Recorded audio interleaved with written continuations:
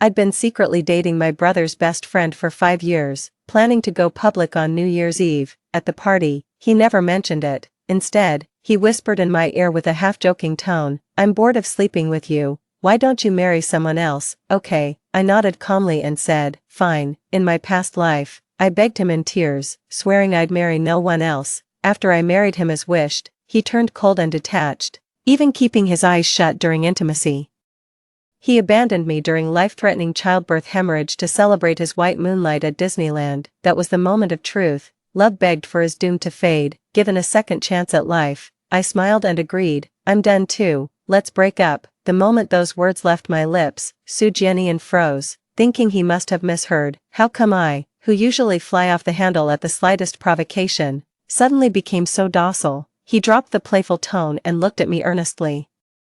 "Nian Nian, do you know what I was just saying?" A faint, carefree smile still lingered on my face. "I know. Didn't you tell me to find someone else?" In my past life, if he'd said even the slightest thing to upset me, I'd have clawed at him like a frenzied cat until he apologized. But this time, I chose to let him have his way, and set myself free. Su Jianyan frowned. "Junyan, what's wrong with you today?" Before Su could finish speaking, the sound of shattering glass came from the next table. Then a figure in white fled through the door in tears. The commotion drew sideways glances from nearby diners. My brother Zhu Yan nudged Su Jianyan with his elbow. "Isn't that your ex smashing glasses? Did you invite her here today? Breaking things during New Year's is bad luck. This wouldn't happen to be because of you, would it?" Su Jianyan's delicate brows furrowed deeper as he stood up and strode toward the door. Soon, the sobbing outside the door faded into lovers' whispers. Dishes kept arriving, but I mechanically picked at the food in my bowl. I used to serve Su Jianyan a portion from each new dish into his small bowl. It became my habit since we met. He often excused himself mid-meal for work calls. Every time my brother sees me doting on Su Jianyan, he gets all jealous. "Wow, serving dishes to Su Jianyan again. You never pamper me like that. I've noticed it for a while. You've got a thing for that Su Jianyan guy, don't you?" Several times, I almost blurted out the truth. But Su Jianyan immediately distanced himself from me, ruffled my hair like an older brother would, and laughingly called me his sworn sister. I understood what he meant. He didn't want to make our relationship public. For 5 whole years, he never posted anything about me on his social media, not even something visible only to me. He seems determined to erase every trace of our love. Yet it's precisely because I'm hopelessly in love that I keep hiding in the shadows, time and again. Watching me eat quietly, my brother teased, "Why not go check on your beloved Jianyan, unless you want some other girl to steal him away?" My chopsticks hovered midair for a beat. Him running off with some other girl, what's that to me? As his sworn sister, I shouldn't be bothering them now. My brother studied my face intently, searching for something. Today was Su Jianyan's birthday. We'd planned to make our relationship official today, but I never expected him to invite his first love, Song Tao. Just then, Su Jianyan and Song Tao returned. Song Tao's eyes were red, clearly having just cried. Su Jianyan held her hand, gently comforting her from time to time. My brother whistled at the sight. "Su Jianyan, Song Tao, are you two back together?" The moment those words were spoken, Su Jianyan's head snapped up to look at me, a flicker of panic flashing in his eyes. "What nonsense? We've been classmates for years. What's wrong with showing some concern?" My shameless brother butted in. "I'm your old classmate too. How about showing me some care?" Su Jianyan laughed while shoving him away. "Get lost." Seeing Song Tao clinging to him like a delicate bird, I pulled my brother aside. "Big bro, stop interrupting second brother and sister Song Tao's private time. Go grab dinner already." I turned to Su Jianyan with a playful grin. "Am I right, second brother?" The address made Su Jianyan pause momentarily. He gave me an inscrutable look before silently escorting Song Tao out. The moment they left the table, the gossip started swirling. "Told you first loves hit different. Did you see how they interacted tonight? They're totally getting back together." "No kidding. Remember when Song Tao needed that kidney transplant?" Su Jianyan didn't hesitate, gave her his own kidney while still recovering, then rushed to her bedside. Man literally gave her half his life. Now that Song Tao's back in the country, these two won't be separated again. Hearing these words, my heart ached so badly I could barely breathe. So their fates had been intertwined all along. Only I was foolish enough to maintain this shameful relationship with him. In my past life, everything changed drastically after I married Su Jianyan. He stopped touching me altogether. We slept in separate rooms, even used different chopsticks at meals. Only when his parents pressured us for a child did he reluctantly hold me to get it over with. That night, he insisted on turning off the lights and kept his eyes shut the whole time, as if enduring utter humiliation. The very next day, he spent the night at Song Tao's place and didn't come home till morning. One winter, I came down with the flu and lay bedridden with no strength left in me. When I begged him to take me to the hospital, he brushed me off impatiently, claiming overtime work. Turned out he was accompanying Song Tao for a manicure, where staff gushed about what a loving couple they made. During labor, I bled all over the floor at home and called him through tears. He finally snapped, "It's just giving birth, not a death sentence. What's with all the tears? Take a cab to the hospital yourself. I'm busy, nothing else to discuss." He hung up before I could finish speaking. When I called back, his phone was switched off. Yet Song Tao's social media was flooded with 8 consecutive posts showing Su Jianyan celebrating her birthday at Disneyland. Every photo grid had their passionate kiss perfectly centered. That was the moment all my will to live drained away. Su Jianyan, if you don't love me, what's the point of keeping this child? I severed all means of survival, flung my phone out the window, and watched helplessly as blood pooled around me, even as I bled to death. Su Jianyan still thought I was putting on an act. With the guest of honor Su Jianyan absent, the birthday party quickly dissolved into scattered conversations. Listless, I left right after dinner. Su Jianyan, who usually texts me every 3 minutes, was uncharacteristically quiet tonight. The sound of New Year firecrackers drifted through the window, yet I felt none of the holiday cheer. At midnight, a firework lit up the window. Su Jianyan, who rarely posts on social media, suddenly updated his feed. In the photo, Song Tao was peacefully asleep on his shoulder, looking serene and sweet. The caption was just one word, her. Just 1 minute after posting on Moments, the comments section exploded with activity. "Wishing you forever. Congratulations on your wedding. May you have a lifetime of happiness together." I casually hit like. But the post disappeared when I refreshed my feed. The next second, Song Tao sent me a message. "Jianyan walked me home, and I accidentally fell asleep on his shoulder. It was too late to let him go back alone, so I had him stay overnight at my place. You don't mind, do you?" I just gave a faint in response. From now on, whatever Su Jianyan does or whoever he's with, it's none of my business. Just as I was about to sleep, Su Jianyan texted me too. "What, are they already this in sync now?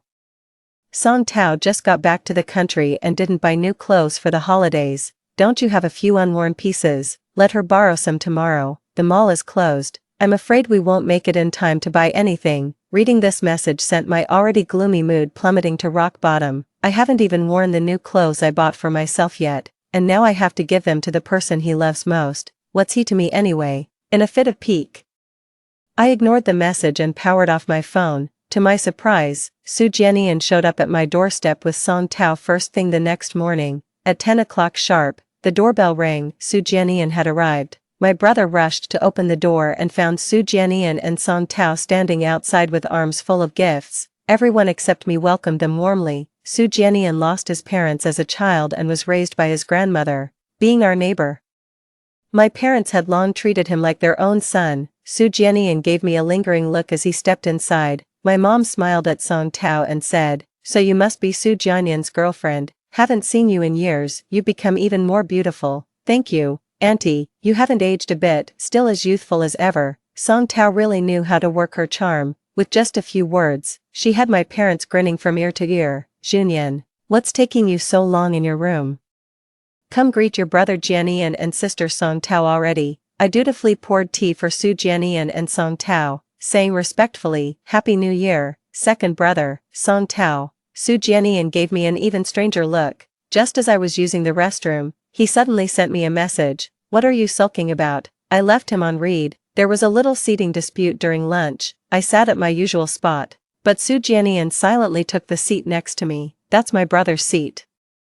My brother stared wide-eyed as Su Jianyan took his seat, then glanced at the empty spot next to Song Tao. "Dude, why'd you steal my seat? Go sit next to your girlfriend already." With that, he pulled Su Jianyan up. After some playful bickering, Su Jianyan ended up sitting across from me. The moment he sat down, I felt like sitting on pins and needles. He fixed me with an intense gaze. I averted my eyes and began eating in silence. Midway through the meal, he stepped away to take another call.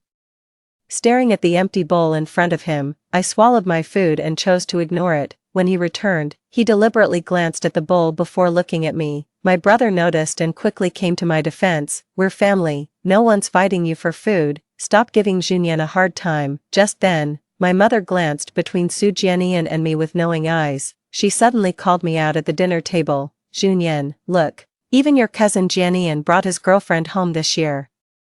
When are you planning to bring a boyfriend home for us to meet? Su Jianyan opened his mouth as if wanting to say something. I cut him off. If mom, dad, or my brothers know anyone suitable, feel free to set me up. I used to flat out reject these kinds of suggestions. Seeing my change of heart moved my brother to tears. He gave my shoulder a hearty pat and exclaimed, Nian, you've finally come to your senses. Just say the word, and I'll set you up with some handsome guys right after dinner. I laughed and agreed, but my gaze inadvertently drifted towards Su Jianyan. His lips were pressed into a thin line, his expression darkening noticeably. Amid the laughter, he suddenly cut in, Auntie, don't joke about that. Song Tao is just an old classmate of mine. My mother froze momentarily, and Song Tao's smiling face instantly stiffened. My brother, ever the instigator, chimed in, so you're still single. How about we set you up with Nian Nian then? At those words, my already flustered heart clenched to its breaking point. He immediately nudged my brother and said, cut it out. Nian Nian's my sister. My anxious heart finally gave out, completely and utterly gone. I took a deep breath and mustered every ounce of strength to force a natural smile. Come on bro, don't talk nonsense. Su Jianyan is my second brother. After dinner, Su Jianyan left with Song Tao, and we didn't contact each other for the next few days. I just carried on with my normal life, eating, drinking, and actively attending any class reunions. On the evening of the 5th day of the new year, my brother had a class reunion. Seeing I had no plans, he insisted on dragging me along. I went to bed early, adamantly refusing to go, but he said, tonight's a pivotal moment in your second brother's life. As his sister, you must witness it.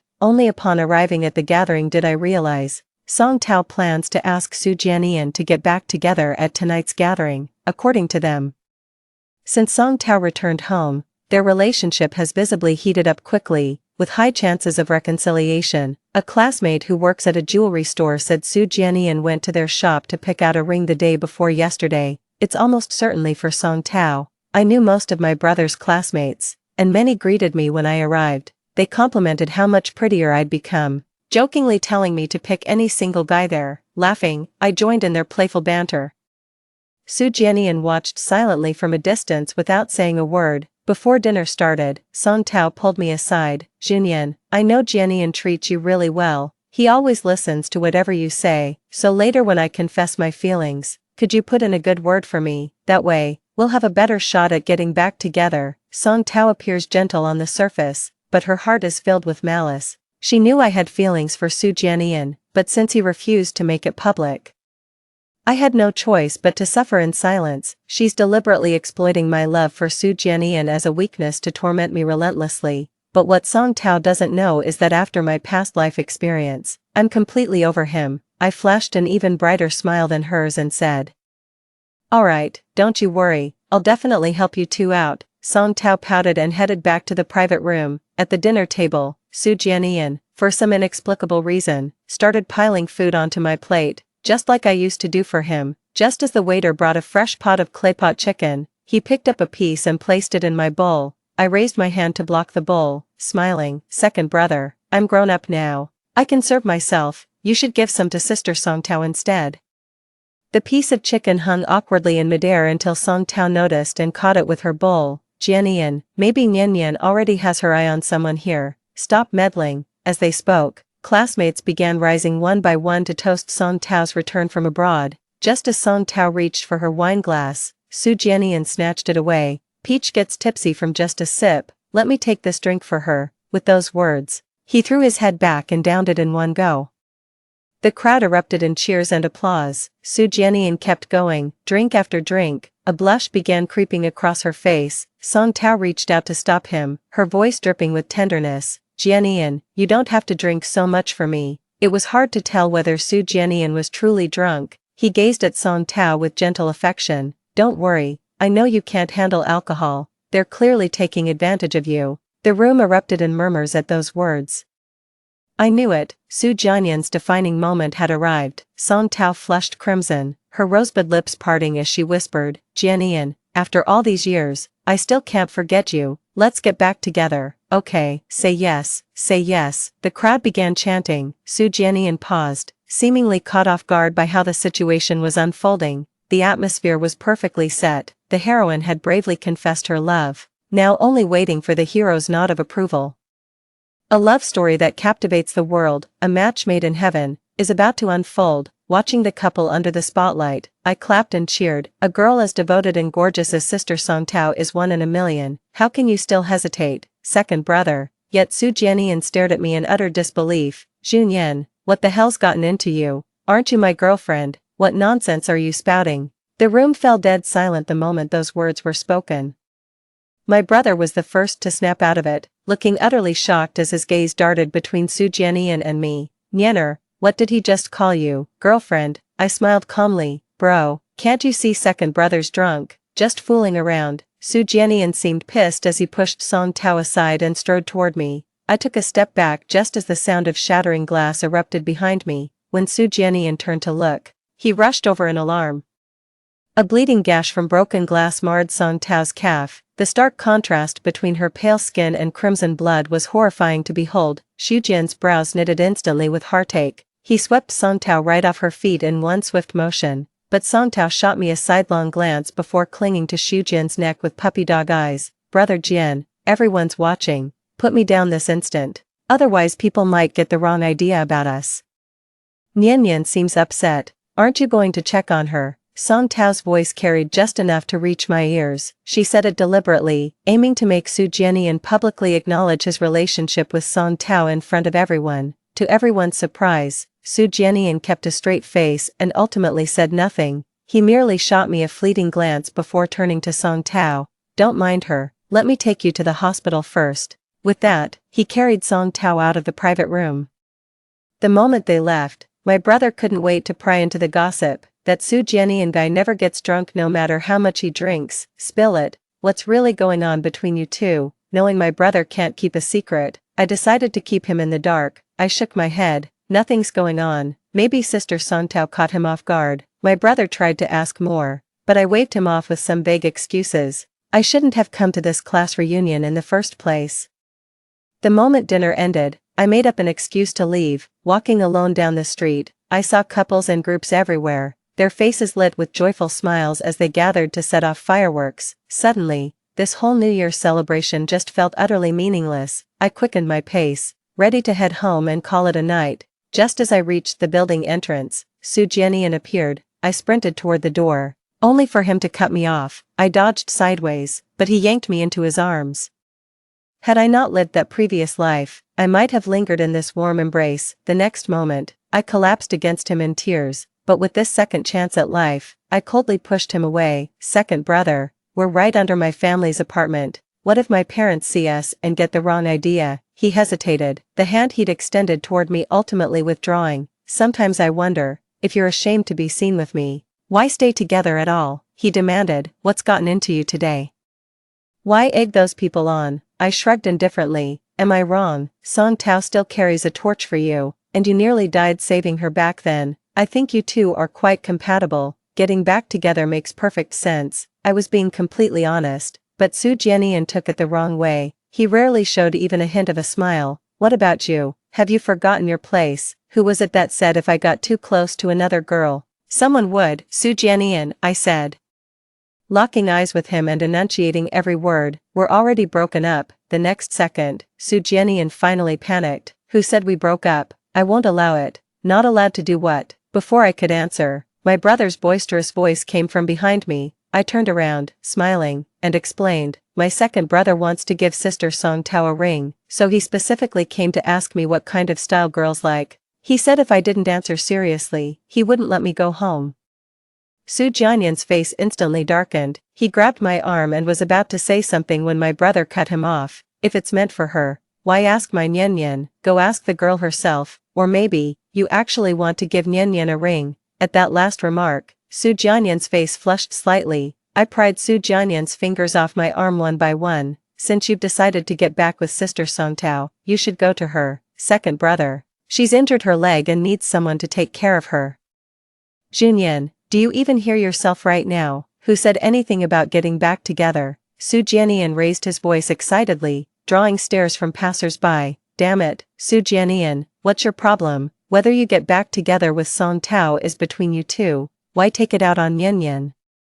Seeing Su Jianian about to lose his temper again, I nudged my brother. It's freezing, let's head back. Just got home, didn't even have time to take off my shoes, Su Jianian called. I hung up immediately, but he stubbornly kept calling. Eventually, he sent me a text. What time are you going to bed? I'll come see you later, I have so much to tell you, can we talk? I didn't want to deal with him anymore. So I just turned off my phone, just as I turned off the lights to sleep.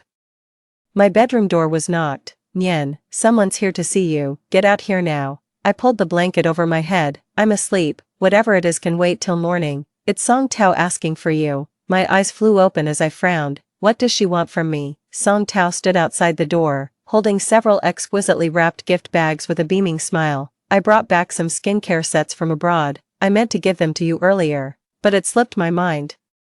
The moment the bedroom door closed, Song Tao's smile vanished instantly. I couldn't be bothered with pleasantries anymore and cut straight to the chase. You're here for something else, aren't you? Song Tao dropped all pretense, plopping unceremoniously into the chair and crossing her legs. She carried herself like she owned the place. Junyan, let's not beat around the bush. I know Jianyan's been getting close to you these years I was abroad, but I'm back now.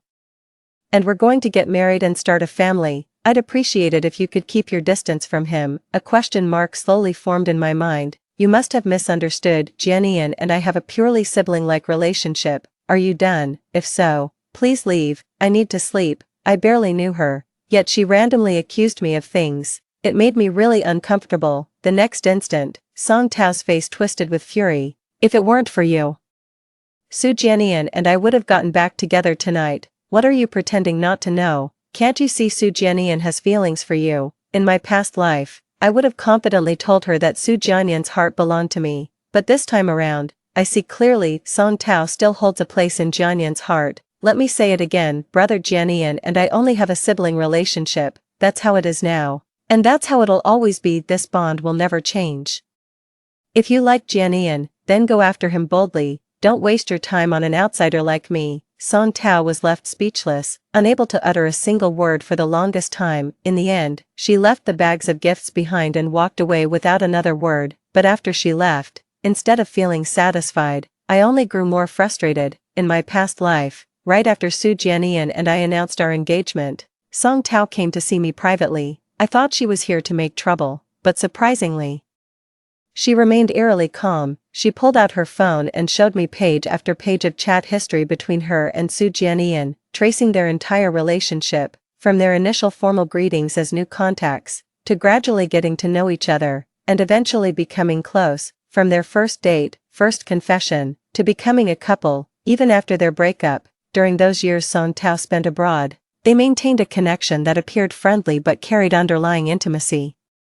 Watching the light fade from my eyes, a flicker of triumph surfaced in her expression. See, Su Jianyan's true love is me. Even if you marry him, his heart will never be with you. He married you out of obligation, not love, but I refused to believe it, convinced that cold text messages could never replace someone who's been by your side day and night. Little did we know, Song Tao's words would prove prophetic. I tossed and turned all night, still wide awake when dawn broke. Until my brother knocked on the door. Nyen, didn't you say you wanted to meet someone? My friend's returning from abroad today. He's in med school, same as you. Want to meet him? My face lit up. Absolutely. Out with the old, in with the new. Right now, making new friends is the best distraction. Seeing me get up to wash up so eagerly, my mom sighed that I'd truly grown up. I chuckled wryly and said it was all thanks to Su Jianian. My brother's friend was very straightforward. We quickly settled on a meeting time. He even proactively asked for my contact info and had my brother share my WeChat with him. After adding them, I noticed their profile picture was a black cat. I suddenly felt a connection. My own avatar was a British shorthair. He suggested meeting tomorrow at a Hunan restaurant near my place. How did you know I love spicy food? I was delighted, recognizing my regular spot. Ask your brother. I couldn't help but feel a twinge of admiration for someone who did their homework beforehand. Su Jianian kept calling repeatedly while I was on my way to the meeting. I hung up impatiently. When I didn't answer his calls, he switched to texting. Junyan, where are you right now? I'm coming to see you. Let's have a proper talk. Nyan, could you reply when you see this? I don't want us to grow apart. I immediately set my phone to do not disturb mode, following the hostess. I walked toward the table Gu Xiao had reserved in advance. From a distance, I spotted a bespectacled gentleman sitting by the window. That must be my brother's friend. On their first meeting, Gu Xiao put considerable thought into it. He pulled out a small gift for me. It was an exquisitely carved wooden music box. With a gentle twist of the key, the music box emitted a delightful melody, with music, birdsong, and the gentle sound of flowing water. It's incredibly peaceful. Gu Xiao looked at me, clearly delighted, and then suddenly said, I made this. Wait, you're a med student, you can make these little trinkets too. My jaw practically hit the floor. Gu Xiao looked both bashful and quietly pleased with himself. His subtle expressions were adorably animated, just like a kid's. My grandfather was a carpenter. I picked it up from him as a boy. I gave him a thumbs up, thoroughly impressed by this multi-talented guy. Throughout our conversation over dinner, Gu Xiao gave off such a pleasant vibe. By the time we were finishing up, I was already teasing him playfully, getting such an extravagant gift on our first meeting. I don't even know how to reciprocate. I can't paint or sing to save my life. Gu Xiao chuckled at my joke. No worries, let's meet again next time. Consider it my gift in return. Amid our laughter, a familiar voice suddenly rang out behind us. That voice shattered my good mood instantly into fragments. Turning around, I saw Su Jianyan standing before me, his face gaunt with exhaustion. Junyan, do you have any idea how hard I've been looking for you? Su Jianyan braced his hands on his knees, breathing heavily as if he'd run all the way here. When Su Jianyan noticed Gu Xiao sitting across from me, his brows instantly furrowed. He strode over and yanked me up from the chair. No wonder you've been ignoring all my calls and messages. Junyan, how bold of you, dating another man before we've even broken up. Su Jianyan's voice carried just enough to draw glances from nearby tables. His grip hurt as I tried to wrench free, only for him to tighten his hold. Su Jianyan, stop twisting the truth. I agreed to your breakup request during your birthday last time. I'm single now. Who I date is none of your business. Su Jianyan completely lost his temper and actually tried to kiss me in public. I wanted to slap him, but with both hands restrained, I couldn't stop him. Just then, a strong hand reached between Su Jianyan and me. Gu Xiao effortlessly pushed Su Jianyan away, shielding me behind him. Sir, if you continue, I'll report you for sexual harassment. Who the hell are you? I'm talking to my girlfriend, don't get in my way. With that, Su Jianyan recklessly grabbed Gu Xiao by the collar, trying to shove him aside, but being shorter than Gu Xiao, he ended up getting hoisted up by both arms instead. You, let go of me, sir, with that temper of yours. It's hard to believe you're actually her boyfriend. What if you're a kidnapper trying to abduct this lady? Let's hear everyone's opinion. Isn't that a real possibility? Gu Xiao's rational and gentlemanly demeanor quickly won over the crowd. Seeing he was no match for him, Su Jianyan finally gave up struggling. But just as Gu Xiao set Su Jianyan down, the latter suddenly lunged at him. The two men tumbled to the ground in a grappling brawl. Even the restaurant security couldn't break them apart. I dialed 110 with an expressionless face to report the fight. Then I made another call to Song Tao. Tell her to keep her boyfriend in check. To my surprise, Song Tao replied coldly, don't call me about Su Jianyan ever again. There's no chance of us getting back together. Before I could respond, she hung up.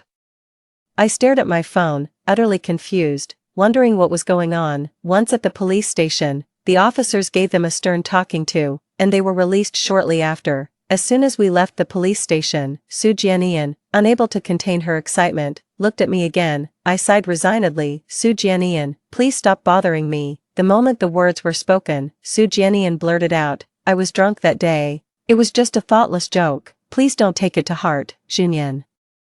I never considered getting back with Song Tao. It's you I love, I scoffed. You keep claiming to love me, so why hide our relationship for 5 years? Why make me live in the shadows? Su Jianyan, the person you truly love isn't me, it's yourself. With that, I turned to leave, and Su Jianyan immediately clung to me like a lost puppy. I'm warning you, take one more step and I'm calling the cops. Gu Xian stepped in to block him, leaving Su Jianyan no choice but to stand there helplessly as we walked away. But I never expected Su Jianyan would turn around and announce our relationship to the whole world. The next morning, before I was even awake, my brother was pounding on my door. Junyan, get out here, I have something important to ask you. When I groggily opened the door, I saw Su Jianian and my brother standing there. My first instinct was to close the door, but my brother blocked me. Junyan.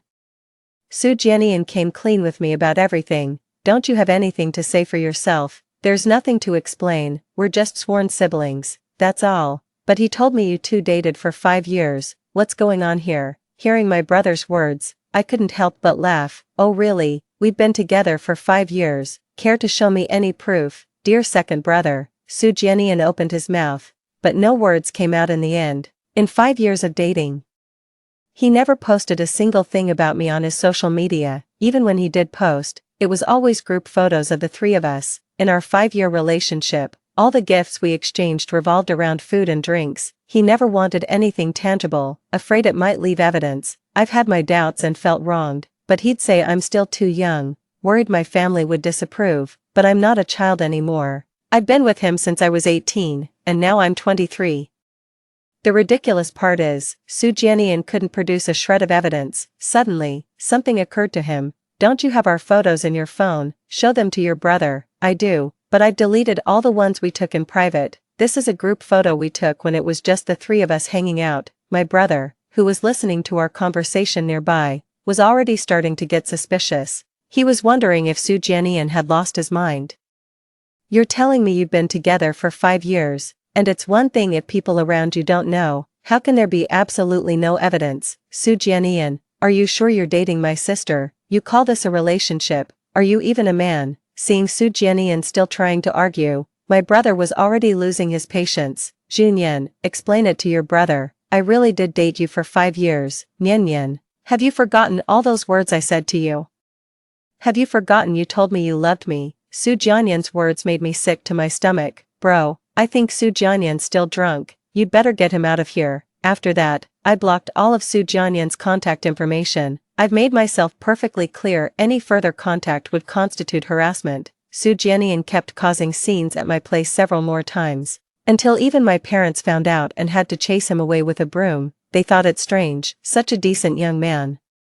Yet he seems to have some mental issues. Could he be having trouble with Song Tao and trying to drag Nyan into this as a replacement? After my brother's persistent questioning, I finally confessed to him about my 5-year relationship with Su Jianian. To my surprise, he didn't scold me. Instead, he gently patted my head with tenderness. You silly girl, why didn't you tell your big brother anything? Had I known Su Jianian was such a scumbag, I would have cut ties with him ages ago. Junyan, remember this: any man who makes you feel wronged in a relationship isn't worth keeping. Cut them off clean, understand? After the holiday break, I returned to work at the hospital. The nurses at the station were saying the surgery department got a new doctor. Not only is he tall and handsome, but he's also a top graduate from a prestigious foreign medical school. My heart skipped a beat when I heard them say the doctor's surname was Gu. Then again, such coincidences seemed impossible. The world's just too vast. But that very morning, banners were hung at the hospital entrance, and even a welcome ceremony was held. I just realized the new doctor is actually Gu Xiao. Amid the applause, he spotted me and flashed me a smile. That smile lingered so long that everyone followed his gaze toward me. My colleague nudged me. Wait, you two know each other? I quickly lied. No, this is actually my first time meeting Dr. Gu too. Just as I finished speaking, Gu Xiao walked toward me. Junyan, what a coincidence. He extended his hand to me. Everyone was whispering. A month later, the whole hospital knew Gu Xiao was pursuing me. He'd wait for me after work and bring me midnight snacks during my night shifts. Thanks to his constant treats, I've gained 2 pounds. Things between Gu Xiao and me had grown ambiguous.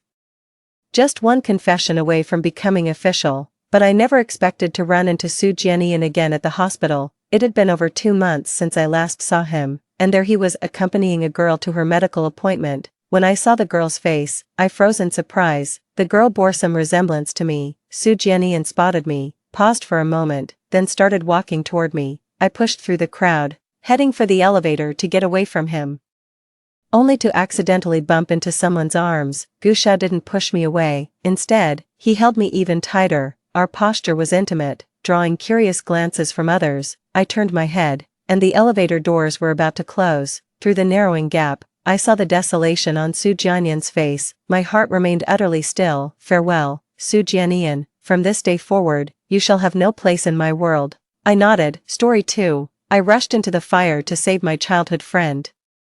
But he locked me inside instead. After being disfigured, my parents despised me and adopted a daughter to replace me. The fake heiress abducted me to a mountain village, where I got pregnant 4 times in 3 years. I pretended to be obedient while waiting for a chance to escape back home. The fake heiress clung to her childhood sweetheart's arm and mocked me, while my parents remained distant and indifferent. In the end, I died in a car accident because the fake heiress urgently needed a heart. When I opened my eyes again, I had returned to the day of the fire. I still rushed forward without hesitation. Before Juma could run out, I locked him inside with a backhanded move. Help, help, 1. My eyes snapped open, only to be met with thick smoke that sent me into a coughing fit. Before me raged a towering inferno. I glanced at the princess dress I was wearing and narrowed my eyes. Had I gone back to when I was 7 years old? Xian's scream still echoed in my ears, in my previous life. I rushed over the moment I heard his cries, stumbling and crawling forward, just wanting to pull him out. Clearly, I was terrified too, but after I pulled him out, he panicked and slammed the door shut, running away himself, leaving me inside to be consumed by the sea of flames. The blazing flames filled my entire vision, stirring an inexplicable excitement in my heart as exhilaration crawled up my throat. Xian. The gears of fate have turned full circle once more. I stood up and charged forward without hesitation. Xian's figure flickered faintly amidst the flames. Just before he could rush out, bang, I raised my foot and kicked the scorching iron door shut. This door automatically locks when closed. He can't get out. Why is the door closed? Xian cried and roared, his voice terrifyingly hoarse. Shoo shoo, are you there? Open the door. Save me. His voice grew weaker, coughing more violently. I stared at the tightly shut door before me. As if seeing him just beyond its threshold, I forced a grin and said with a tearful voice, don't worry, I'll get someone to save you. When both sets of parents came running, I was curled up in a fire-safe corner, trembling uncontrollably. My mother rushed to me, crying, shoo shoo. She pulled me into her arms. Are you okay, sweetheart? Let mom take a look. My face was cupped by a pair of soft hands. These were the hands that once brought me warmth, yet also the hands that ended my life. I instinctively frowned and avoided them. She only thought I was frightened. Seeing my princess dress tattered by the licking flames and my grimy face, tears streamed down her face like rain. It's mommy's fault for not protecting you, she sobbed, her hands trembling as they carefully touched my face. I sneered inwardly. The Lin couple are extreme perfectionists. Their most satisfactory creation is me. They become happy when hearing others praise me. Then they present everything I casually mentioned right before me. After I was disfigured in the fire, their love stopped there. The way they looked at me was like looking at a rat. After confirming my face was unharmed, my mother quickly picked me up and fled the fire. I shrank against her shoulder, watching a group of people desperately smash open the iron door. Xian was already unconscious when rescued, covered in blood. He was taken to the hospital. I was brought home by my parents. Thank goodness you're alright. How could I go on living if something happened to you? Mother cried again. Anyone who didn't know would think she was genuinely worried about me. All she cares about is this face. Father also breathed a sigh of relief. They failed to see the fleeting malice in my eyes. After that day, I seemed to be scared out of my wits, too. I stopped laughing and playing around. My parents tried every possible way to cheer me up, but couldn't bring even a hint of smile to my face. They assigned me a psychologist. I cooperated throughout the whole process, eventually diagnosed with post-traumatic stress disorder. From then on, my parents always smiled when facing me, speaking softly and gently. I think, even if I wanted the moon from the sky, they would find a way to bring me a handful of lunar soil, but still, I didn't smile. My parents grew anxious. Sweetheart, is there anything you want? My mother held me close and asked softly. My father also leaned in. Whatever you desire, I'll move heaven and earth to place it before you. I lowered my gaze, concealing the coldness in my eyes. Yes, that's exactly the kind of people they are.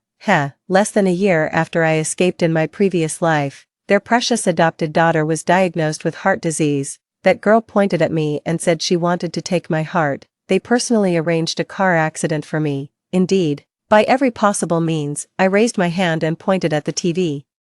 A period drama was playing on the TV. I want her, I said. Father waved his hand. Find this actor for the young lady. I shook my head. He raised his hand to stop it. He looked at me again. What does my baby want? Daddy didn't understand you. I blinked innocently. I want a maidservant. That female celebrity I just pointed at plays a maidservant in the TV drama. The parents exchanged glances after hearing this. This is getting a bit tricky. This is a democratic and free society. Where could we possibly find a maidservant? If it's someone to play with me, they'd have to be around 7 or 8 years old. Child labor is even more illegal. Seeing their troubled expressions, I deliberately lowered my head with a sad look. It's okay if you can't. Father anxiously paced around the living room. Mother held my small hand. How could it not be possible? You can have anything you want. I knew they would definitely come up with a solution. Soon, Father tapped his index finger in the air. I've got it, the orphanage. As my parents launched into detailed discussions, I smiled silently. Yes, that's exactly right, my dear parents. I've dug the pit. Since you love me so much, you'll jump right in obediently, won't you? My parents took me to orphanages all over the city. 3. We saw hundreds of children. I was dissatisfied with each one, because none of them were her. The parents were also dissatisfied. Their extreme perfectionism meant that even when bringing home a pet, it had to be the most aesthetically pleasing one. After a month, nothing was achieved. That also suggests that in their previous life, the parents must have put considerable effort into finding an adoptive daughter who could satisfy them. We searched from within the province to outside it. Finally, in the south, over 2,000 kilometers away, we found a fresh and lovely girl. Upon hearing the parents' request, the director immediately brought out a girl. This is Duo. Her skin was delicate and snow-white, with baby fat making her look adorable and well-behaved. Upon seeing my parents, the girl's eyes turned red and teary. My mother frowned slightly. Pretty she may be, but she cries too much. We can't take her. After all, she was to be my maid. Being too petty wouldn't do. Father also nodded repeatedly. Upon hearing this, the girl pursed her lips and forcibly held back her tears. I don't cry easily. I'm just too happy. Mom and Dad, my name is Suidwa. After speaking, she pinched her skirt with her small hands and bowed to my parents like a little lady. Both parents frowned simultaneously. The mother said discontentedly, "What nonsense are you shouting, child? Who are you calling Mom and Dad? I haven't called them that since the fire." They're waiting for me to speak up. They couldn't care less about others calling them that. Suidwa's expression froze. Her wide eyes filled with disbelief. What are you talking about? Weren't you here to adopt me? The father glanced at the director, his voice indifferent. Does this child have some sort of delusional disorder? The director looked somewhat awkward. Well, she's not usually like this. Only then did mother say, "It's not us who want to adopt a child, it's old Wang." Old Wang was our family's driver. Suidwa's small frame suddenly trembled. How is this possible? This is different. It's not like this. Why? She was still muttering to herself when old Wang walked in through the door. Seeing the unwilling expression on Suidwa's face, he also became unhappy. He's 30 this year, married with both a son and daughter, and originally didn't want to adopt a child, but my father offered a high price. Just adopt a daughter under his and his wife's name, and his annual salary would increase by 200,000, rounding up. As a driver, his annual salary approaches 400,000, so tears streamed from the corner of his mouth as he agreed without any backbone. It seems that only by thinking of this money did old Wang manage to calm himself down. Yes, I want to adopt a child, the dean asked Suidwa. Duo, do you agree? She tightly clutched her skirt, visibly trembling all over. It's a bit strange. Could she also have memories from her past life? With this question in mind, I stepped out slowly from behind my mother in my little pink leather shoes. Suidwa's gaze fixed on my face as the words escaped her lips. Who are you? My mother shielded me like a hen protecting her chick. This is the heiress of the Lin family. Mind your tone. Suidwa was shocked. Impossible. You're not. In her memory, I was a disfigured monster, the kind she could bully at will, but she didn't know. The scales of fate had completely tipped in my favor. If she's not, then are you? The mother angrily retorted. If you continue being this rude, we won't consider adopting you anymore. I'm sorry. She hastily lowered her head, looking pitifully vulnerable. Of course she wouldn't give up, even if it meant becoming old Wang's adopted daughter now. As long as there's a chance to get close to my parents, that's good enough. I pretended to be startled by Suidwa and buried my face in my mother's neck. The smile at the corner of my lips simply couldn't be suppressed. Here comes another fool who jumps at every trap. My parents and old Wang were handling the paperwork, while Suidwa and I returned to the car first. 4. As soon as we got in the car, her well-behaved facade completely vanished. Lin Shu, How come your face isn't disfigured yet? Her asking this wasn't strange. In my previous life, when my parents adopted her, my face had already been disfigured. How pretty. I lifted my eyelids and glanced at her indifferently. You must have put a lot of effort into dressing up, right? Wearing a clean little dress with 2 adorable braids, just waiting for my parents to come adopt her. What a pity, all that effort wasted. They don't love you anymore. So you really have memories from before too. She stomped her feet. Lin Shu, it was you who made me become old Wang's foster daughter, wasn't it? I grinned. Wrong guess, with me around. They'd never adopt another child. They only went through the trouble of having old Wang take you in to fulfill my request. What do you mean by that? Her little face flushed red with anger. I glanced at the approaching figures outside the window, lowered my head and sat quietly, reverting to my usual silent demeanor. She lunged at me. Stop playing dead with me. As the car door opened, my mother saw her making aggressive gestures at me, grabbed her by the collar. Chenidwa. If you dare bully my daughter, I'll throw you out to get hit by a car and die. She would absolutely do it. Suidwa knew this, because this was how my previous life ended. She pursed her lips, looking somewhat aggrieved. My name is Suidwa. The mother expressionlessly dragged her to the back row. Who cares what your name is? After saying that, she pulled me into her embrace, her tone extremely gentle. Were you scared, baby? Don't be afraid. Mommy's here. I tilted my head and nuzzled against her shoulder. Consider it her reward. Her eyes lit up as she looked at father. Honey, look quickly. It was absolutely the right decision to find a maid for our precious child. The father nodded approvingly. Suidwa, sitting in the back row, turned pale. What maid? What are you talking about? No one answered her. After returning home, Lao Wan drove away, while Suidwa stayed behind. She walked upstairs by instinct from her past life. Her mother grabbed her. Where are you going? Your room is here. She was assigned to the maid's room. That night, she buried herself under the blanket and cried loudly, holding the teddy bear. I leaned against her doorway and gradually smiled. Her crying sounded so beautiful. I sat primly at the dining table like a little princess.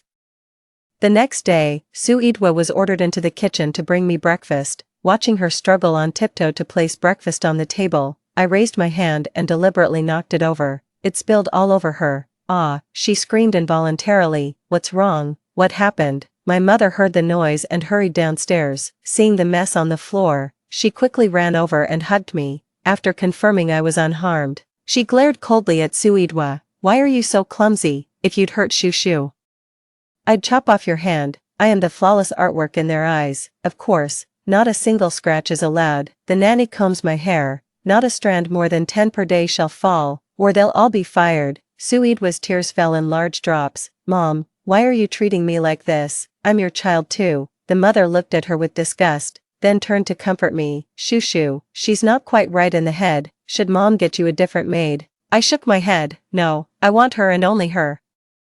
It has to be her. Anyone else would be utterly dull. 3 months had passed since the fire. 5. The Xia couple brought Xia into the door. He kept hesitating and hiding behind the Xia couple, not daring to come out. Madame Xia looked at me with reddened eyes. Shushu, tell auntie, why did the door suddenly close? The mention of the fire terrified me. I shrank back and buried myself in my mother's arms. My mother quickly held me tight. Father glared at them disapprovingly. What kind of question is that? The psychologist said Shushu has trauma-related stress. Stop bringing up the fire with her. Madame Xia burst into tears, and then said that just as he was about to run out, the door was closed. We just wanted to ask again if Shushu saw who closed the door. No, I didn't. I lifted my head from my mother's embrace, revealing innocent eyes. The wind was so strong. I went over after seeing the fire, but I was too slow. My father rubbed my head. It's okay, sweetheart. You don't need to blame yourself. After speaking, he turned his gaze to Mr. and Mrs. Xia. I know you're also concerned about Anin, but Shushu's condition is already very bad. The police have investigated. There were no fingerprints on the door, no traces of a third person. The door is so light that if there had been strong wind, it would have simply closed. Actually, there was no wind that day, not even a breeze, but there were no surveillance cameras there either. In my previous life when Xian locked me inside, he claimed it was the wind that blew it shut. Everyone believed it. Brilliant. This method was actually suggested by him to me. He has no one to blame but himself, being meddlesome and playing with fire. Suidwa walked out. With guests present, she didn't need to work. Her eyes lit up when she saw the Xia couple, immediately ran forward. "Hello, uncle and aunt." The Xia couple looked puzzled. "What's this?" Mother smiled faintly. "Old Wang's adopted daughter, here to play with Shu Shu." Su Yidwa struggled to maintain a smile on her face, spotting the figure behind the Xia couple. She rushed over immediately. "Come join us and play." As she spoke, she reached out and pulled Xian forward. "Ah!" After clearly seeing Xian's face, Su Yidwa let out a scream and fell to the ground. Watching this scene, I almost burst out laughing. "Didn't expect this, did you? The handsome and perfect fiancé from your past life has turned into an ugly monster with a face full of pits and scars." Xian has recovered, but the burn scars cannot be repaired. The burn area covers up to 90% of his body, leaving no healthy skin for transplantation. Pretty miserable, right? But my previous life was like this too. At least his parents still love him, while my parents heartlessly abandoned me. He is luckier than me. How frustrating. What are you doing?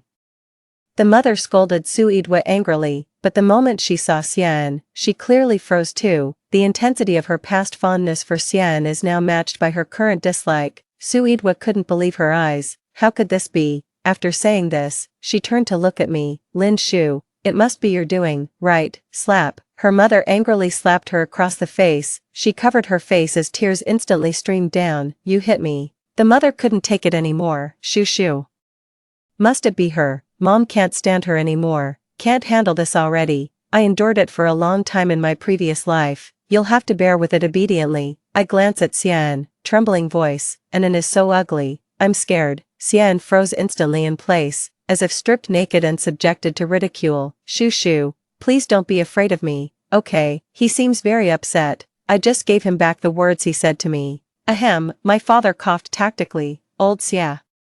Let's cancel the marriage alliance between our families." As you can see, Shu Shu is afraid of him. President Xia is furious. "What do you mean by this? What about the collaboration between our families?" The Lin and Xia families are preparing a major project with enormous benefits. Without the bond of marriage, neither side would trust the other. President Xia is a profit-driven person who would never willingly give up this project. My father was also somewhat embarrassed. But he didn't want a freak as his son-in-law at all. I gently tugged at my mother's sleeve, and when she looked at me, I raised my hand to point at Su Yidwa. Mother's eyes lit up. "You mean," she smiled, looking at the Xia couple, "marry Su Yidwa." Madame Xia was stunned. "What are you saying? She's just a chauffeur's adopted daughter." My father caught on quickly. "So what? Old Wang has been my driver for over a decade. He's my most trusted person. As long as you proceed with the marriage alliance, our cooperation continues. Otherwise, let's terminate it." The Xia couple reluctantly agreed in the end. On one hand, it was for the sake of benefits. On the other hand, with Xian in this state, even with wealth, he might not necessarily marry a particularly good woman in the future. Although Su Yidwa was just the driver's adopted daughter, she was quite beautiful. Su Yidwa couldn't believe her ears. "No, I don't want to. I refuse." Slap. My mother slapped her again. "Then go back to your orphanage." The marriage was finally settled. 6. Because Su Yidwa didn't want to return to the orphanage, she still deluded herself into thinking that staying would allow her to regain the wealth and glory of her past life. Even if she married Xian, she could still become a wealthy socialite. From then on, she served me tea and water every day. She carried my school bag and held an umbrella for me when it rained. She wouldn't lay a hand on me so easily. She's waiting for an opportunity. At the age of 10, after serving as a maid for 3 full years, she finally got her chance. On the way home from school, she mentioned a street with really delicious candy and asked if I wanted to go buy some. I agreed without any hesitation. She excitedly carried my backpack as we walked over. I reached out to take my backpack back. "You go stand in line to buy it. I'll wait here for you." "Okay." A glint of mischief flashed in her eyes. Watching her retreating figure, I slowly smiled. Darting into a corner, I pulled out my phone and started composing a text. "Blue and white school uniform, high ponytail, only one matches this characteristic." After sending it, I deleted the text message. After buying food, Su Yidwa turned around, didn't see me, and smiled happily. Did she think I was kidnapped like in the previous life? She ate cream puffs while skipping along with light steps. A van stopped beside her, and a large hand pulled her inside. The door closed. The vehicle drove away. After witnessing this scene, I called my father on the phone. My father's voice was gentle. "Shu Shu, what's wrong? Duo is missing." I said quietly, "I'm alone. and I'm scared. My father came to pick me up immediately. My school bag has a recording function, which they installed for my safety. After listening to the recording, it's clear that Sue Edwa dragged me into that alley. According to what I said, she disappeared after going shopping. They went to report it to the police, but couldn't find it. In my previous life, Sue Edwa abandoned me on that street, letting me get kidnapped, even if I was burned into a hideous monster, in that remote mountain village. There were still people who wanted me. It only cost $100. Poke some holes in a sack and put it over my head. From then on, I lived with a sack over my head. At first, I worked as their laborer, doing the heaviest jobs and eating the worst food. When I turned 14, those unmarriageable uncles and elders started sneaking into my room. My body was covered in scars, so I never took off my clothes. Just pulling down my pants was enough. In 3 years, I got pregnant 4 times. I pretended to be obedient the whole time until I finally found a chance to escape. Over 7 years, that van would frequently come to the village selling several girls. The police never caught them, but I did memorize their phone number. So, Sue Edwa repeated her old trick, hoping I'd be abducted. I was also plotting to sell her off. She's so beautiful. Surely more people would like her in that mountain village. Sue Edwa was trafficked, halting the collaboration between the Lin and Xia families. Neither said to continue, nor explicitly stated to terminate. 7 years passed in a flash. I've grown up. Excellent genetic inheritance, coupled with the energy my parents invested in me, an ethereal grace, with a face of flawless perfection, academic excellence paired with a photographic memory, honed to near-perfect recall through training, graduated from a prestigious university at 16, now assisting father in managing the family business. My parents took me to high society banquets across domestic and international circles. I will always be the most eye-catching one. Most importantly, the unattainable crown prince of the capital's elite circle is currently pursuing me with fervor. Swirling my glass of red wine, I suddenly thought of Sue Edwa. I wonder how she's doing. As long as she doesn't seek death herself, she must still be alive now. It's time to bring her back.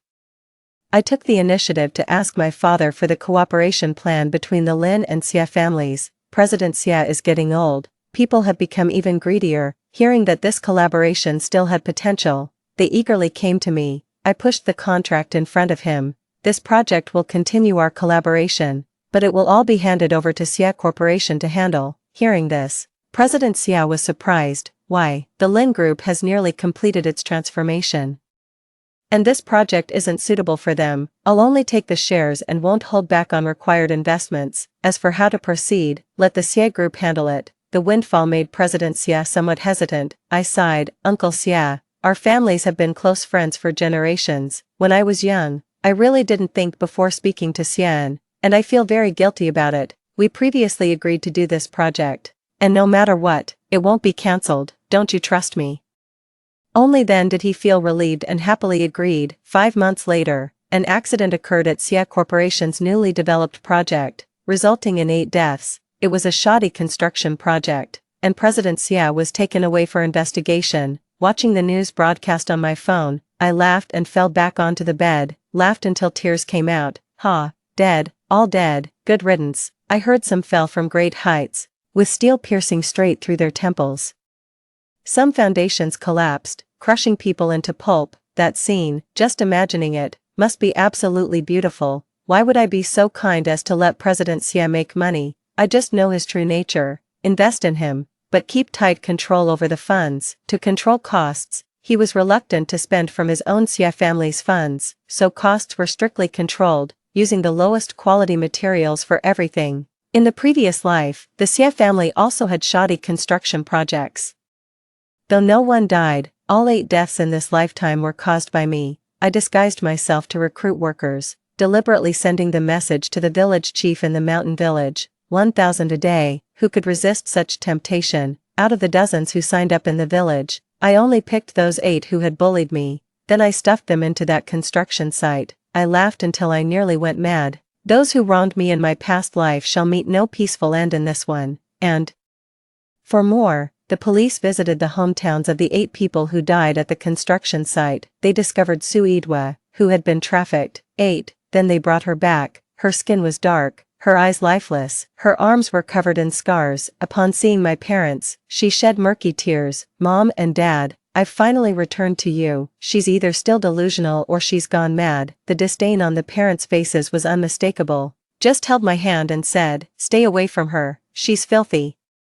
Who knows if she's carrying any diseases." I looked indifferently at Suidwa without saying a word. She yelled at me, "Lin Shu, it's your fault, you deserve to die. Why wasn't it you? You should have been the one tied up." Slap. Her mother slapped her across the face, only realized after finishing, hurriedly went to wash hands. "So disgusting." I looked straight into Suidwa's fiery eyes and said coolly, "Seems you've truly gone mad. Had a hard time there, didn't you? I'll forgive your rudeness this time. You'll die a horrible death." She roared. "That's a bit funny. I already died a miserable death in my past life. This time it should be their turn." Did she forget? Suidwa is so crazy. Old Juan doesn't want to acknowledge her. In the end, it was me who spoke up and had her stay with the Lin family, still living in that nanny's room. I thought Suidwa would make a big scene. But on the contrary, throughout the entire week, she was quieter than anyone else, did nothing. This attitude couldn't help but catch my attention. Barking dogs seldom bite. Who knows what she's scheming now? Busy or not, most of my time is spent on work. Every day when I arrive at the office, there's always a bouquet of flowers with jewelry placed on my desk. I grab it and toss it aside. Men are nothing but an eyesore. Yet this annoying man keeps pushing himself into my sight. He parked his car right at the company entrance, leaning lazily against the body, head bowed while playing with his phone, his expression cold and aloof, standing there with his 1.9-meter frame next to a luxury car worth millions. He was impossible to miss. Seeing me come out, he put away his phone. "Miss Lin, care to join me for dinner?" I put on my sunglasses. "Thanks, but no thanks." With that, I got into my car. He smirked slightly but didn't insist. "I just got home." Suidwa came out of the room, dragging her suitcase and rolling her eyes at me. "Where are you going?" I asked. "None of your business. I won't live under someone else's roof. I'm moving out right now." I didn't stop her, watching her figure fade into the distance. Where could she possibly go? As long as she's on Earth, she can't escape my grasp. I went to bed early that night, tossed and shaken in sleep, opening eyes to utter darkness, both hands and feet bound tight. "Suidwa, you've truly lost it." The car finally came to a stop in the suburbs. The trunk opened. Suidwa reached out and dragged me down. I hit the ground, gritting my teeth in pain. Suidwa stepped on my stomach with one foot, looking down at me from above. "Lin Shu, your time has come." She wore all her malice openly on her face. She bent down and was about to slap me across the face repeatedly. I raised my legs and kicked hard at her knees. I seized the chance to roll under the car. "Lin Shu, you damn bitch. Get out here," Suidwa roared, kicking the car door with all her might. "Can't you climb in yourself?" came a man's voice. I recognized that voice. Xian. Oh, she's teamed up with Xian. Expected as much, but it's quite tricky. I know they're up to something, but I didn't expect them to act so suddenly, without proper preparation. My chances are slim. Suidwa crawled under the car, trying to pull me in. I curled up, waited for the right moment, and kicked her face hard.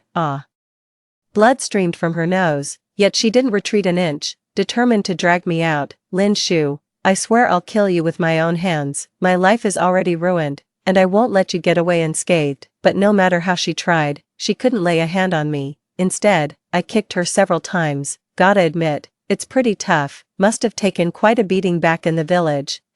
If it weren't for my plan, she probably wouldn't have even tried to escape. We're stuck in a tug-of-war. Suddenly, my arm was seized tightly, and I was dragged out, facing Xian's horrifically disfigured face head-on. My heart sank. He raised his hand and slapped me across the face, then he lifted his foot and kicked me hard in the abdomen. I rolled over twice, the pain making me break out in a cold sweat. Xian's voice was vicious. "Lin Shu, you're the one who ruined my face." Suidwa added fuel to the fire. "Believe me, in our past life, she was the one who got disfigured. And she was also the one who got trafficked." Xian raised his head, his hoarse voice sounding utterly chilling. "Why are you doing this to me? We grew up together, didn't we? Why would you want to harm me? Am I ugly?" He squatted down, grabbed my hair, and forced me to look up at him. "Say it, am I ugly?" I chuckled coldly. "Xian, don't you have any self-awareness about your ugliness? Let me tell you, you're hideous. So ugly it defies all human comprehension." I wasn't afraid of provoking him. If they were capable of kidnapping me, they'd clearly already decided to silence me permanently, since I'm doomed to suffer anyway. Why should I flatter them like some groveling coward? Ugly, you think I'm ugly? He laughed instead of getting angry. I'll take you right here. With that, he pressed himself onto me, planting messy kisses all over my neck. Disgusting, absolutely disgusting. I bit down hard on his ear and yanked fiercely. Warm blood splashed onto my face. Xian let out a scream and collapsed trembling to the side. I tore off his ear with my bare hands. Tui. I spat the ear onto the ground. So filthy, disgusting. Suidwa was terrified. Lin Shu, you're insane. She rushed forward, but a tall figure stepped in front of her first. With a swift kick of his long leg, Suidwa was sent tumbling. The next moment, I fell into a firm embrace. It's all right now, he whispered softly, comforting me. I'm here. I haphazardly wiped the blood from my face onto his expensive shirt. Jiangju, what brings you here? I wanted to grab late-night snacks with you. Your housekeeper noticed you were missing, checked the surveillance and saw you being kidnapped, so I followed the trail. Thank you for his courage in coming to find me without hesitation. No need to thank me, just repay me with your hand in marriage. He reached out and touched my swollen cheek. I looked at him. Who hit me? As soon as I finished asking, Xian somehow managed to get up. He yanked me hard, then pressed a dagger against my neck. Get away. His hand kept trembling. A sharp pain shot through the neck, followed by warm liquid flowing down. 10. Jiangju's pupils constricted violently, but he truly dared not move recklessly, only maintaining a grim expression while confronting him. Ha ha ha ha. Suidwa burst into laughter. Lin Shu. In the end, you still have to die. Do you know how I've lived these 7 years? I've toiled like an ox, bearing 5 children. All of this is your fault. I've always thought, if I could just survive and get out, I would definitely kill you. She kept laughing as she spoke. The laughter soon turned to tears. I remained unmoved, watching her coldly. Who hasn't been through those kinds of troubles before? Xian leaned close to my ear and whispered, this is retribution. You should have foreseen this day when you locked me up.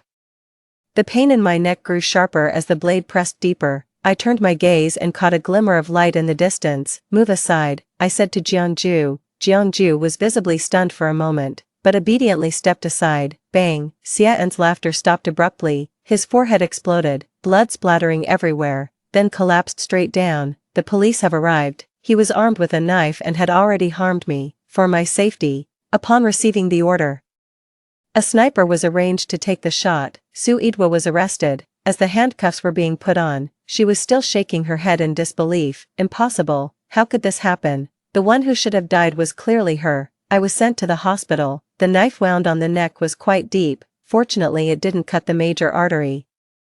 After being stitched up, I was admitted to a VIP ward. Jiangju kept vigil by my side, with dark circles under his eyes. Do you really like me? I asked. He looked at me with heartache. Do you like me because I'm pretty? I asked again. Yes, I like your beauty, your intelligence, your composure. Lin Shu, I want to make you smile. His voice was very soft, as if speaking to himself. Laugh. I never laugh in front of others. Maybe he doesn't know I can actually laugh. When I'm alone, I laugh like crazy. Upon learning about my kidnapping, my parents rushed back from abroad in a panic. She looked at the wound on my neck, tears streaming down her face. 11. Repeatedly asking the doctor if it would leave a scar. Only after being assured it wouldn't did she finally relax, clutching my hand. Shushu, it's okay now. Suidwa has been sentenced to prison, 8 to 10 years. She won't be getting out. I remained expressionless. Just 8 to 10 years. What kind of punishment is that? Suidwa's crimes can only be atoned for by death. I want to go home, I said. They took me home and cared for me tenderly. My 18th birthday arrived. Because I was still injured, no coming-of-age ceremony was held. It was Jiangju who took the initiative to visit. A group of bodyguards followed behind, carrying gift boxes. Miss Lin, happy birthday. Like a lingering ghost. I want to, but it doesn't seem that bad. My parents were overjoyed, although the Lin family is a prestigious clan. Compared to the Jiang family, there's still some distance. If we could form a marriage alliance with the Jiang family, the Lin family would surely soar to new heights, but they don't know that they can no longer control my life, because on this birthday, I've carefully prepared a gift for myself. Shushu, Mom and Dad need to go to the company for a while. We'll celebrate your birthday with you tonight. The mother smiled gently. I looked at her. Uncle Wang doesn't seem to be here. It's fine. Your dad can drive. Father nodded with a smile, reassuring me. I didn't speak again, just watched as he picked up the car key on the far left. After they left, Jeongju watched cartoons with me for a while. Do you like watching this? Keeping a childlike heart, I said. He placed all the gifts in front of me. Open the gifts, a total of 18 gift boxes. I slowly unwrapped them. You can tell he put a lot of thought into preparing this. Do you like it? He asked. As soon as the words were spoken, the phone rang. The phone was placed on the table. Note Dad. My eyes flashed as I raised the corners of my lips, smiling at him for the first time. I like it. Happy birthday, I said to myself in my heart. Then answer the incoming call. Your parents were in a car accident and are being treated at the Third People's Hospital. Please come as soon as possible. I froze, and my phone fell to the ground. Jeongju was still immersed in my smile from earlier. And upon seeing this, hurriedly asked, "What's wrong?" I turned to look at him, tears streaming down my face. My parents, they were in a car accident. Jeongju drove me to the hospital. At the operating room entrance, I signed one critical condition notice after another. For a full 3 hours, I swayed and nearly collapsed. Jeongju caught me in his arms. Sit down for a while. Okay, I nodded weakly. His heart ached as he held me tighter. The surgery wasn't over yet when the police arrived first. We've discovered the car was tampered with, and it's registered under your name, Lin Shu. Do you know anything about this situation? I blinked slowly, taking a long moment before finally comprehending their question. What do you mean, you suspect me? That possibility isn't ruled out. Don't joke about this. Jeongju looked at the police. It couldn't be her. I was there when they left. Director Lin took the car keys himself.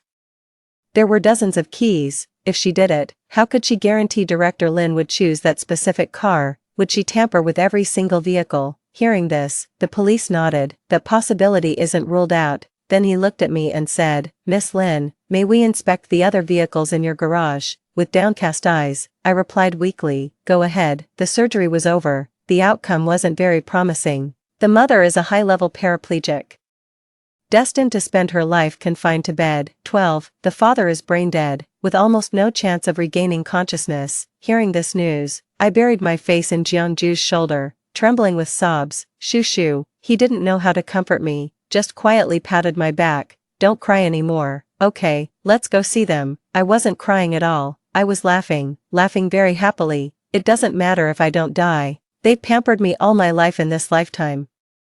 As if making up for some sins from the past life, I stopped laughing, and when I looked up again, my eyes were lifeless. Neither parent woke up. I arranged the best hospital room and highest grade nursing care for them. I stayed alone in the hospital room while Jeongju waited for me outside the door. Looking at their sleeping faces, I forced a smile and grinned at them. Dad, Mom, didn't you want to see me smile? Didn't you want to hear me call you? I'm calling you now. What a pity.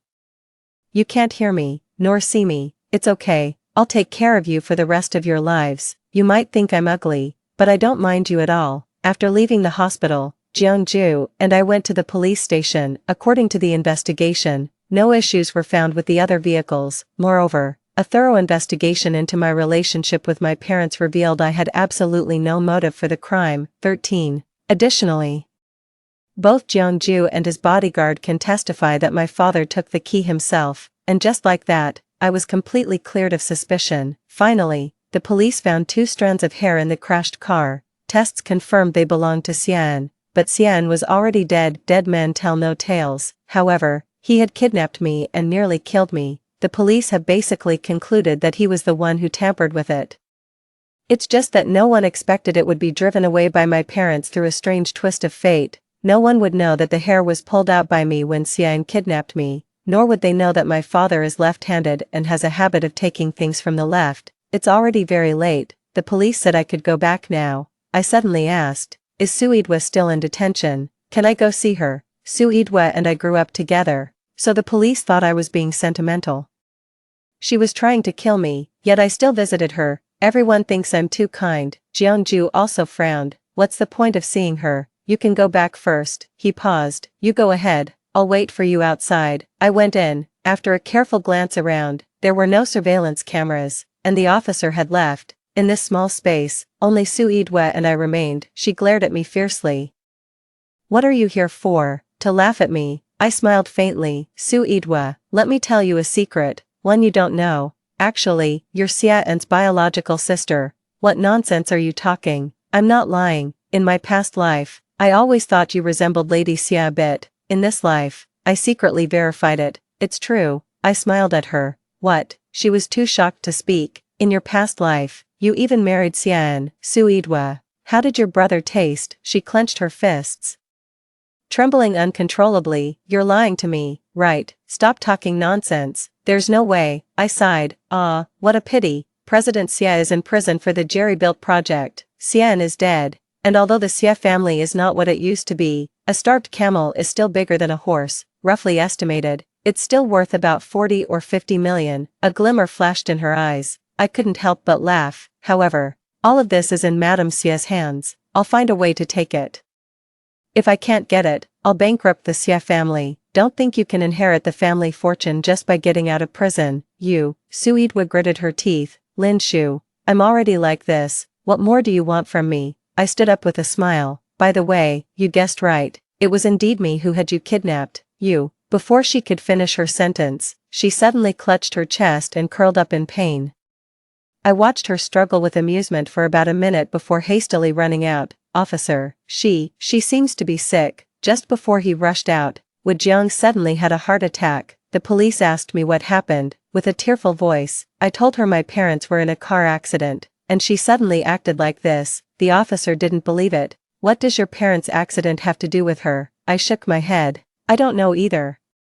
But she's always called my parents mom and dad since childhood. The director, Uncle Wang, they all know about it. She's always been strange. Whether the police believed me or not, I still left. She died of a heart attack. Having never gone to the hospital for a checkup before, no one knew she had heart problems, and I bear no responsibility whatsoever. My birthday passed in a flurry of chaos, but it was the happiest day of my life, so happy that I forgot to suppress the smile on my lips. 14.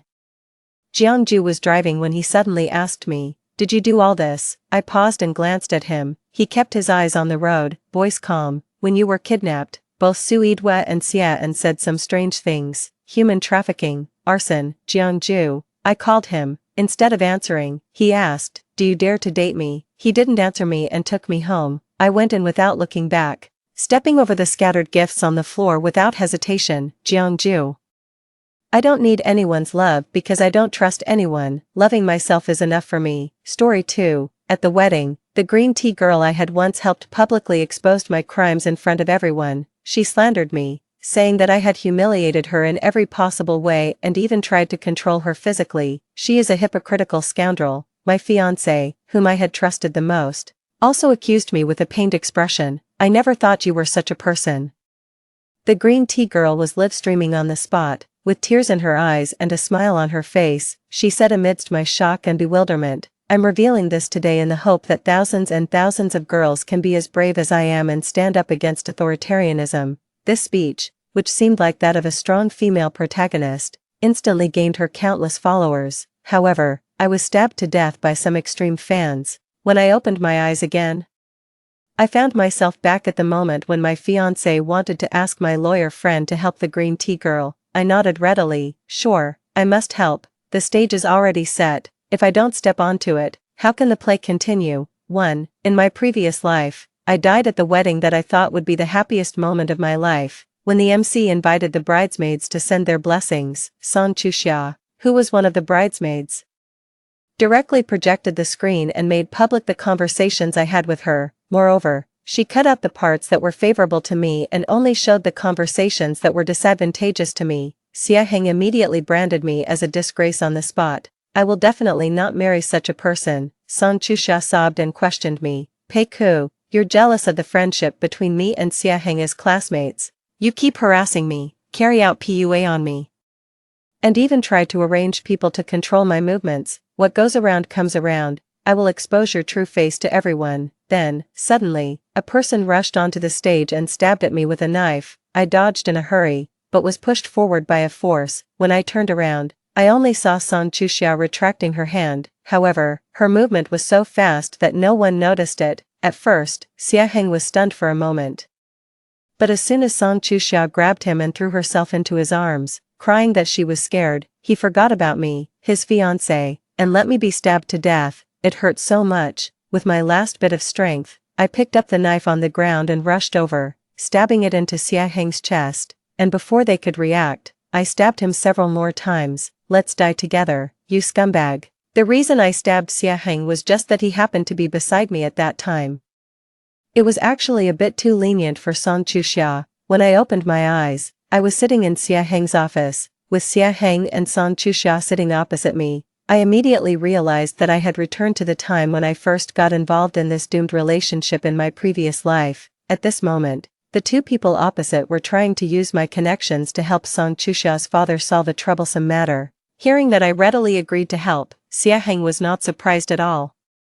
After all, I had always put his needs first. Song Chuxia was a bit overjoyed. That's great, thank you, Kiki, you're so lucky to have such a good husband like Xia Heng. If it weren't for him this time, I wouldn't know what to do. In my previous life, why didn't I notice this strong green tea flavor in her words? So I put my hands together and said piously, since Xia Heng is enough, then I will pray for you. Song Chuxia was stunned. What are you talking nonsense about?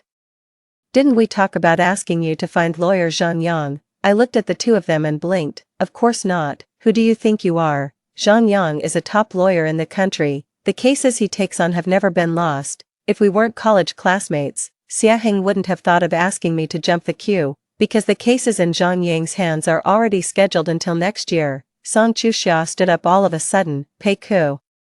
You're playing tricks on me. I looked at her disdainfully. Song Chuxia, in what capacity are you questioning me? You're just Xia Heng's high school classmate. Originally, out of consideration for him, I could have passed on a message for you. Now, forget it. Song Chuxia was furious. Without Xia Heng, who do you think you are? What right do you have to show off in front of me here? Do you believe that I'll go out and say that you're bullying me with your power?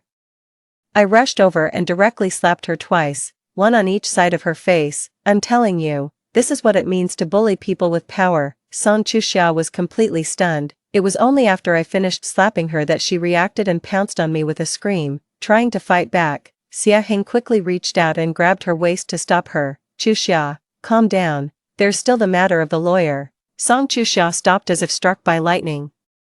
She was filled with grief and indignation, but she couldn't do anything to me. In the end, ignoring Xia Heng's comfort, she covered her face and ran out. Xia Heng quickly followed her out. I sat on the sofa and waited, as steady as a mountain. When you're asking for help, you should have the attitude of someone asking for help. Moreover, having been reborn, I don't care about your face or dignity. The most important thing is that my memory glands stay unblocked. Song Chuxia's case is neither too difficult nor too easy. Her father trusted others too easily and attracted a lot of people to invest in the project. He even overestimated his ability and became a guarantor. As a result, when those people ran away with the money, as the guarantor, he was immediately burdened with tens of millions of yuan in debt. In my previous life, because of a word from Xia Heng, I found Zhang Yang. Out of consideration for me, Zhang Yang used all of his connections.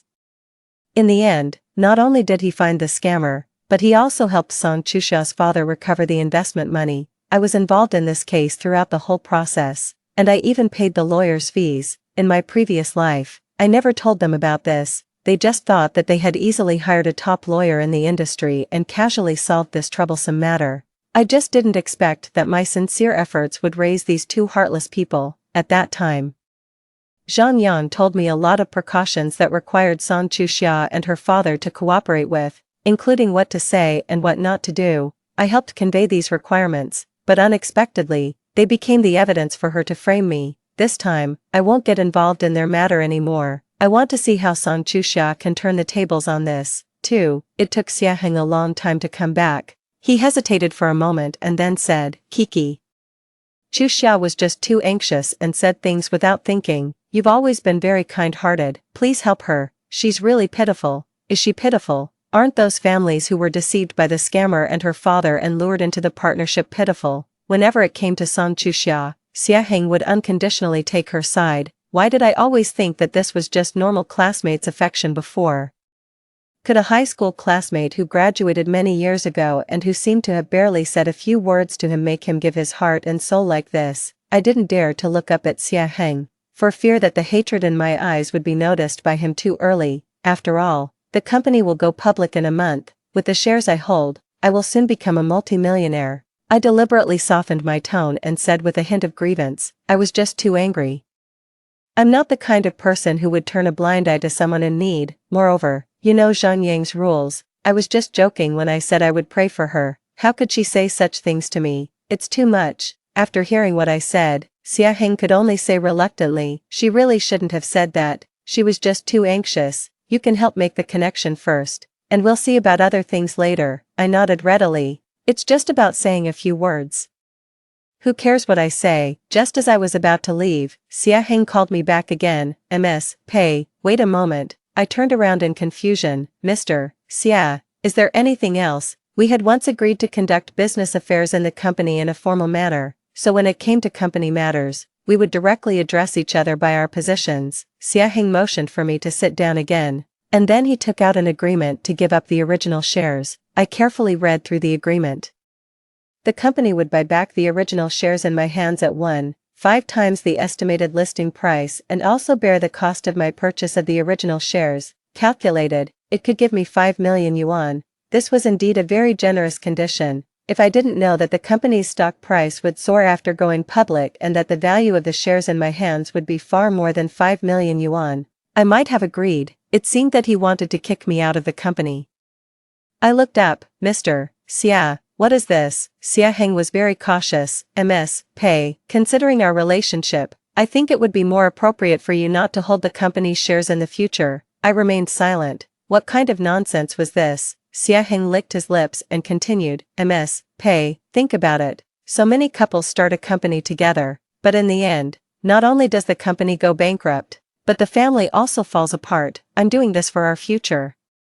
I thought for a moment. Then there's no problem. I'll just keep the shares and not participate in the company's operation and management. I'll step back and stay behind the scenes. Once the company goes public, I'll sell the shares. You can do whatever you want. I won't work for you anymore. I guess Xia Heng didn't expect that I wouldn't take the bait even with such a good condition. Ms. Pei, you're the vice president of our company. I understand your feelings. But I still think you should prioritize the family. What's more, we're family. We share weal and woe. It's more beneficial for the company's development if the shares are all concentrated in my hands. I didn't respond. I just kept my head down and remained silent, indicating my refusal. Xia Heng gritted his teeth and said reluctantly, looking a bit pained, well, considering that you're a founding member of the company has decided to buy back the original shares in your hands at a total price of 10 million yuan and transfer the money to your account in one lump sum. What do you think, Ms. Pei? Even if the company goes public, you might not earn as much as you can get now. I knew this was already his limit. Moreover, with his attitude, I didn't want to stay here any longer, so I looked up with a sad expression. Actually, I really have deep feelings for the company. But since you're thinking so much about our future, I have to accept it. After all, my future is also yours. Xia Heng quickly asked his secretary to draw up a new agreement and asked me to sign it. The whole process took less than 10 minutes. After seeing the information about the money arriving in my bank card, I was ready to leave. Xia Heng called me back again. I looked at another agreement in front of me. It was an agreement to terminate the labor contract and also included a 2N compensation for me. This eagerness to kick me out of the company wouldn't have happened at this time in my previous life. After all, at this moment, I was still a senior employee of the company and in control of most of the company's business. Laying me off was equivalent to cutting off the main artery. Unless he was so confident that he didn't care about my leaving at all. I belatedly realized that Xia Heng might have been reborn too. After all, only a reborn Xia Heng could act with such confidence. It seemed that I stabbed him quite accurately at that time and didn't leave him any chance to survive. However, this time I was really confused. What deep hatred did we have that he needed to drive me to the brink of despair like this? If we really had to look into it, it should be me who had the hatred. 3. Xia Heng and I used to be comrades with a tacit understanding of cooperation. When the company was first established, I was the first employee of the company. Starting as an assistant, I also took on administrative and personnel tasks. Later, I participated in product testing work. Later, when there was a shortage of developers, I taught myself the relevant courses and started to write code and do development clumsily, starting from the front end and then moving on to full-stack development. As the company's products gradually got on track, Xia Heng transferred me to the marketing department to expand the market. I led the people in the marketing department to take on one project after another bit by bit. I had put in so much effort to get to where I am today. and everything I have now is what I deserve. Now, as the vice president, I have also received the original shares that I deserve, just waiting for the company to go public so that I can finally have a good life. However, on the eve of the company's listing, Xia Heng asked me to sign an agreement to give up my original shares. Although he gave me a generous compensation, we both knew that this amount of money could never compare to the soaring market value of the company after it went public. I thought that was the end of it, but he actually wanted me to resign. Xia Heng finally seemed a bit guilty, his eyes were wandering, and he didn't dare to look me in the eye. Pei Ku, after all, the price at which the company bought back your shares this time is much higher than the estimated price. To avoid the discussions of other shareholders, I suggest that you resign. Don't worry, the company will give you all the compensation you deserve. I smiled self-deprecatingly. I understand, Mr. Xia. I request that the compensation for me be transferred to my account immediately in one lump sum today, if that's possible. I'll sign right away. Xia Heng agreed. In the end, the two of us put on a show of relieving someone of their military power over a cup of wine in front of his office door. We shook hands with smiles on our faces, gave each other a brief and polite hug, and finally said goodbye reluctantly. However, the company hasn't gone public yet. At this time, the Zhao Kuanin is not yet the Emperor Taizu of Song, and I'm not the sworn brother Shi Shoshin either. It's really disgusting. Everyone looked at me in shock as I packed up the things on my desk and said goodbye to them one by one. I just said that there were some family matters. Although Mr. Xia was magnanimous enough to allow me to take a long leave of absence, I couldn't bear to delay the company's business, so I volunteered to resign. Finally, I left the company amidst everyone's regret. I had a lot of things, but I didn't plan to keep most of them. In the end, I only took away some of the things I used frequently. And the more than 10 million yuan in my bank card, which felt so cold, compared with the tens of millions of yuan I had in my previous life, this was of course not enough. However, every minute and every second I spent with Xia Heng made me feel disgusted. Even if he hadn't done this today, I would have found a way to leave. I just didn't expect that he would take action first. I don't know when Xia Heng was reborn, but he didn't show any signs before. And now he suddenly wants to kick me out of the company. Could it be that he was just reborn? He was so eager. The only person I could think of was Song Chuxia. I'd also attended several of Xia Heng's high school classmates' gatherings. Xia Heng attended every year, and he even organized them out of his own pocket many times. I used to joke with him that after graduating for so many years, his feelings for his high school classmates were still so deep. And I wondered if there was a white moonlight among them. Xia Heng had a serious expression and told me not to say such things anymore. He said that no one could doubt his feelings for me. Among the few times I attended, Song Chuxia was always there. Song Chuxia originally came from a wealthy family. However, in recent years, her father had been deceived by some scammers who promised quick money and fell into their trap. Not only did her own family go bankrupt, but it also dragged down her relatives and friends, causing them to lose everything, and her father himself also carried a huge amount of debt. Song Chuxia was undoubtedly beautiful, like a delicate flower on the verge of withering. Sitting there with a slight frown, she evoked pity and affection. It wasn't until much later that I learned Song Chuxia came from a well-off family and had a cheerful personality. She treated Xia Heng, who came from a single-parent family at that time, equally and liked to include him in everything she did. This became a ray of light during Xia Heng's sensitive and vulnerable high school years. That's why, in his previous life, he could push me into the abyss together with Song Chuxia. The reason he pursued me was merely that I had worked with him for many years and was an excellent assistant, both in business and in life. What's more, after the company went public, I held a large amount of the company's equity. And he even made me the legal representative of the company. Marrying me was to maximize his interests. I was so stupid that I actually thought he had real feelings for me. After we got together, I obeyed him in everything and gave him my wholehearted devotion. When Xia Heng proposed helping Song Chuxia, I agreed without hesitation and even took the initiative to introduce my lawyer friend to assist her. Song Chuxia knew all this. I never expected that my kindness would be repaid with ingratitude. Just thinking about what I did in my previous life makes me want to slap myself.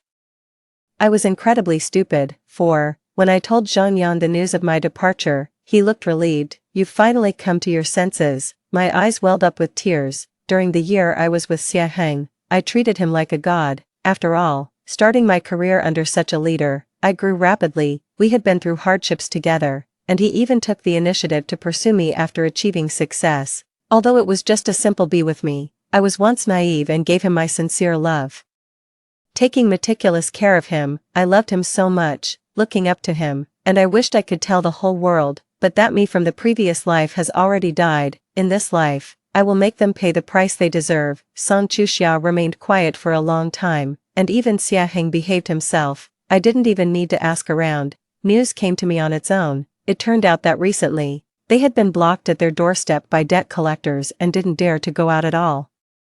Song Chuxia had always acted like a spoiled young lady. Now, being pushed to such a state, she no longer had the nerve to show off in front of me. Currently, Zhang Yang was her only hope, but since I had clearly refused her last time, she had to carefully plan to achieve her goal. I waited patiently, and I didn't have to wait long. At the anniversary celebration of Zhang Yang's law firm, celebrities from all walks of life were invited. As the former vice president of the company, I had long received the invitation. Even though I had left the company, I was still Zhang Yang's friend, so I definitely had to attend to celebrate. As a well-known law firm in the industry, the anniversary celebration was grand. I arrived at the banquet hall early to expand my network. Xia Heng and Song Chuxia arrived together. Although he was my boyfriend, we hadn't contacted each other since I left the company last time. Their target was obvious. They headed straight for Zhang Yang. I just stood there, holding a wine glass, watching from a distance. After a brief conversation, Zhang Yang politely nodded and turned to leave. Unexpectedly, Song Chuxia reached out to stop him and said something to him. Then Zhang Yang looked at me in surprise. I put down my wine glass and walked over. "What's the matter, Mr. Lawyer?" Zhang Yang looked at me somewhat helplessly. "Miss Song said she wanted to tell me something about you that I didn't know. Is there anything you're hiding from me?" I looked at Zhang Yang innocently. "I don't think so. With our relationship, does Miss Song need to tell you anything?" Xia Heng watched coldly as Zhang Yang and I talked back and forth. He said, "Kiki, don't forget that I'm your boyfriend. You're flirting with Zhang Yang here. Do you even care about me?" He didn't lower his voice when he spoke. Both of them were outstanding figures in the industry, and today was Zhang Yang's event. As the vice president of the company, I knew many people. All of a sudden, everyone's attention in the hall was drawn. I could even imagine the front page headlines tomorrow. "Xia Heng, if we don't contact each other for 3 days, it's considered a breakup." When you were busy running around for Miss Song, did you completely forget that we haven't contacted each other for almost a month? Do you want me to show you what you've been doing this month? I looked at Song Chuxia and smiled lightly. "Miss Song, I'm also very curious to hear what secrets you, a stranger, want to reveal about me to my friend." Xia Heng took a step forward. "Pei Ku, don't go too far. Why bring Chuxia into our affairs? You bullied Chuxia in my office and slapped her face swollen. Shouldn't you apologize?" This accusation was even more explosive than the previous one. Xia Heng said, seemingly compassionately, "Chuxia has been heartbroken these days. She's only here today to hear your apology. Just apologize to her." I looked at the two of them expressionlessly. Truly, there's no limit to how shameless some people can be. 5. The banquet hall was in an uproar. In such a Vanity Fair, there were plenty of people eager to watch the drama, especially since this matter involved two well-known young talents in the industry. It was sure to attract attention in both the financial and gossip sections. "Lawyer Zhang is stealing someone's partner. Mr. Xia has been cuckolded. Vice President Pei looks weak and delicate, but she's actually so violent." Fortunately, Mr. Xia exposed Pei Ku's true face regardless of his own reputation. Otherwise, if this vixen in the industry were let loose, who knows how many companies she would harm. For someone who wants to stay in society, such rumors are enough to destroy a person or a company. When Song Chuxia pretended to look pitiful and lowered her head, I straightened my back and smiled. "Mr. Xia, when we were still in a relationship, you were flirting with Song Chuxia. Even after she slandered me, you still protected her. People who didn't know might think she was your girlfriend." I slightly turned my head to face Song Chuxia. "Miss Song, did it feel good to order around the man I no longer want this past month? How about this? I don't need any compensation, just bow to me, and I won't pursue the matter of you being the mistress." Xia Heng's expression changed abruptly. As a powerful figure who had dominated the industry for many years in his previous life, his imposing manner silenced everyone around. Song Chuxia stood beside him, holding his arm, looking tearful. "Kiki, what are you saying? I know you don't like me, but even if you bully me, Why do you have to treat your own boyfriend like this? Xia Heng beside her looked pained and said impatiently, Kiki, if you've done something wrong, you should apologize, but considering it was a misunderstanding, we won't pursue it for now. As long as lawyer Zhang can help Chuxia, we'll let this matter go. Ah, so this was their plan, knowing that it would take a long time to get Zhang Yang's help through normal channels, and since I had clearly refused to assist, they used this method to create a scene at the law firm's anniversary celebration, forcing Zhang Yang to downplay the matter and tie him to their cause. I maintained a smile, calmly took out my phone, turned the volume to the maximum, and played a recording on the spot. Old Xia, sister-in-law isn't here today. And sister-in-law's family is in trouble, you can take care of her without holding back. Another person chimed in, who's the elder and who's the younger isn't certain yet, right, old Xia, ha ha ha. Xia Heng chuckled, don't talk nonsense, don't say such things in front of Pei Ku, she has a bad temper, and don't let Chuxia hear it, she'll be sad. The others agreed, we definitely know that. It's just that neither of the sisters-in-law is here. Xia Heng stared at me intently. When did you record this? I put away my phone. Guess, in my previous life, I didn't guard against them at all. I respected and loved Xia Heng deeply, even though I was sometimes annoyed by Xia Heng's excessive attention to Song Chuxia.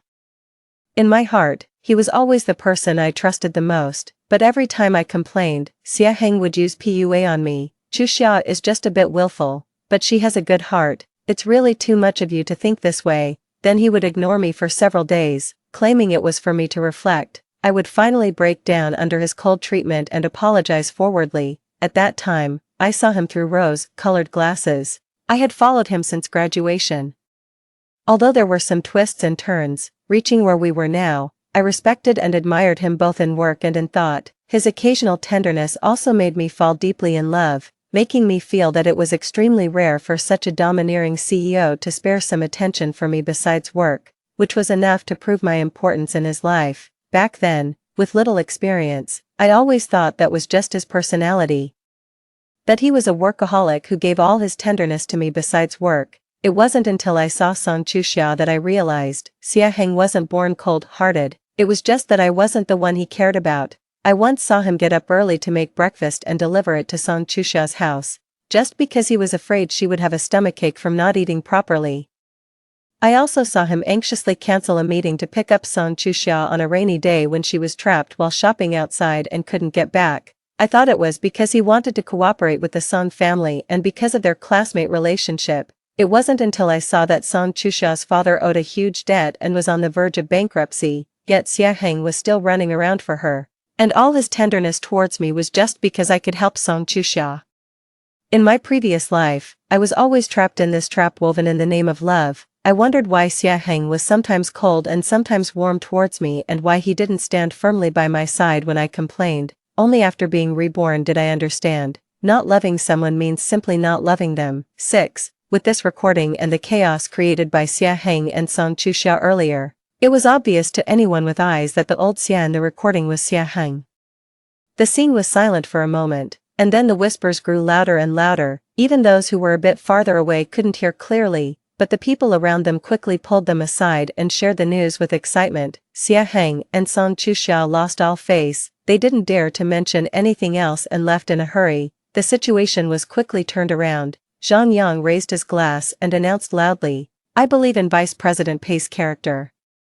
For those of you here who have had business dealings with Vice President Pei, I'm sure you have your own judgment. The anniversary celebration ended without major incident, and my reputation wasn't maliciously spread. When it was just Zhang Yang and me, he finally said seriously, tell me the truth, what's really going on? I immediately started complaining, Song Chuxia is Xia Heng's white moonlight. Maybe after being a young lady for too long, she's jealous of my smooth sailing. When she's down, she wants to smear me. I pretended to cry. It's bad enough that my ex-boyfriend doesn't believe me, and now my best friend is also questioning me. Zhang Yang didn't know whether to laugh or cry. Alright, this matter is over for you, just go about your business and ignore them from now on. I wasn't convinced. Why should it be over just like that? A cold smile curled up on Zhang Yang's usually serious face. They should think twice before trying to scheme against me. Let's see what they're capable of. Finally, I felt at ease. Offending me might cause some trouble, but offending lawyer Zhang would mean being completely crushed. I heard that the two of them still went to Zhang Yang's law firm later. I don't know what Zhang Yang said to them, but now they don't bother me anymore and even go out of their way when they see me. I don't care. In fact, I've started openly clashing with Song Chuxia. Didn't she say I bullied her?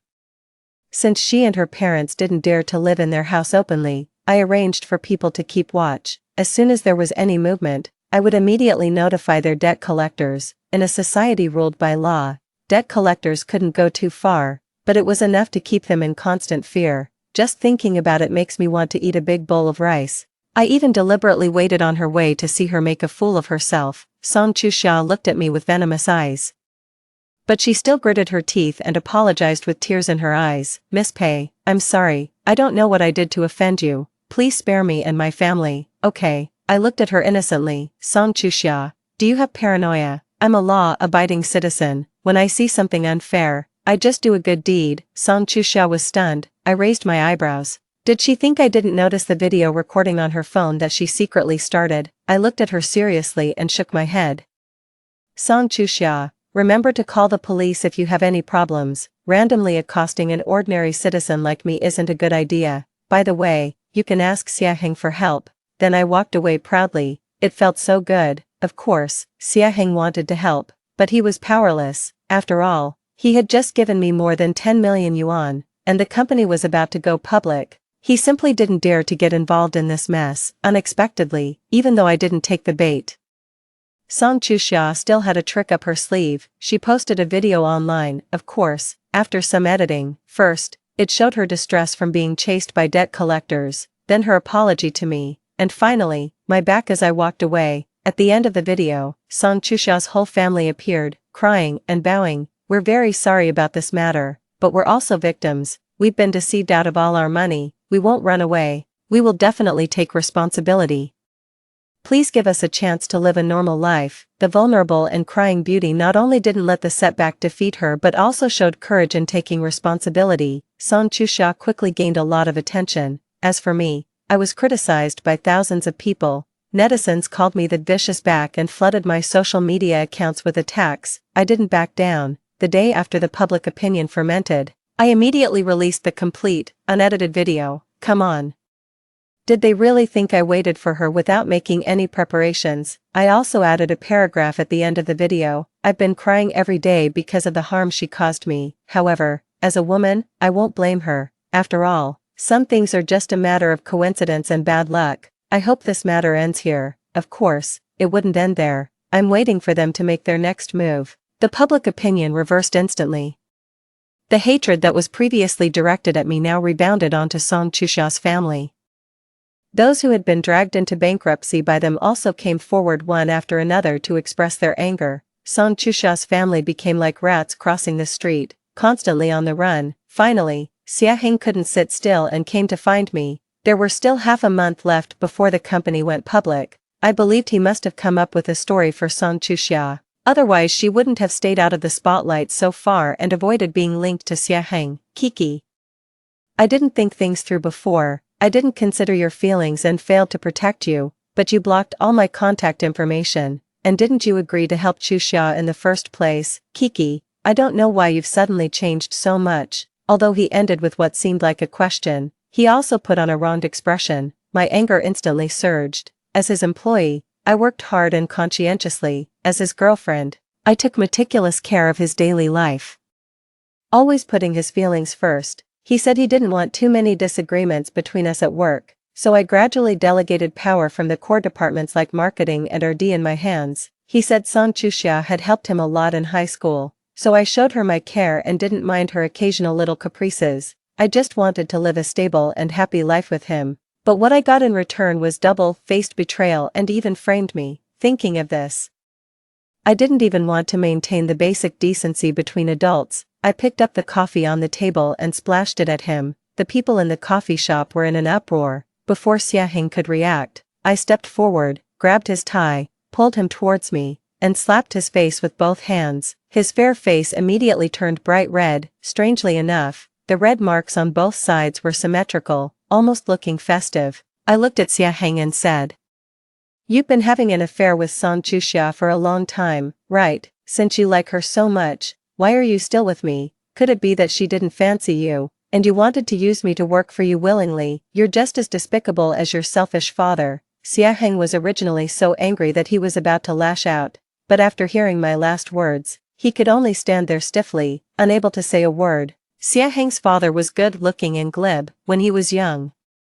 He abandoned Xia Heng and his mother and ran away with a rich woman. Xia Heng had always hated his father deeply. I pushed him hard back into his seat, then looked up at the people in the coffee shop and smiled. Sorry, I'm just teaching this scumbag a lesson. I apologize for the disturbance. Put everyone's bills on this scumbag's tab. Don't be shy. Unable to bear the humiliation, after seeing the crowd clapping while sighing, Xia Heng could only slink away to pay the bill.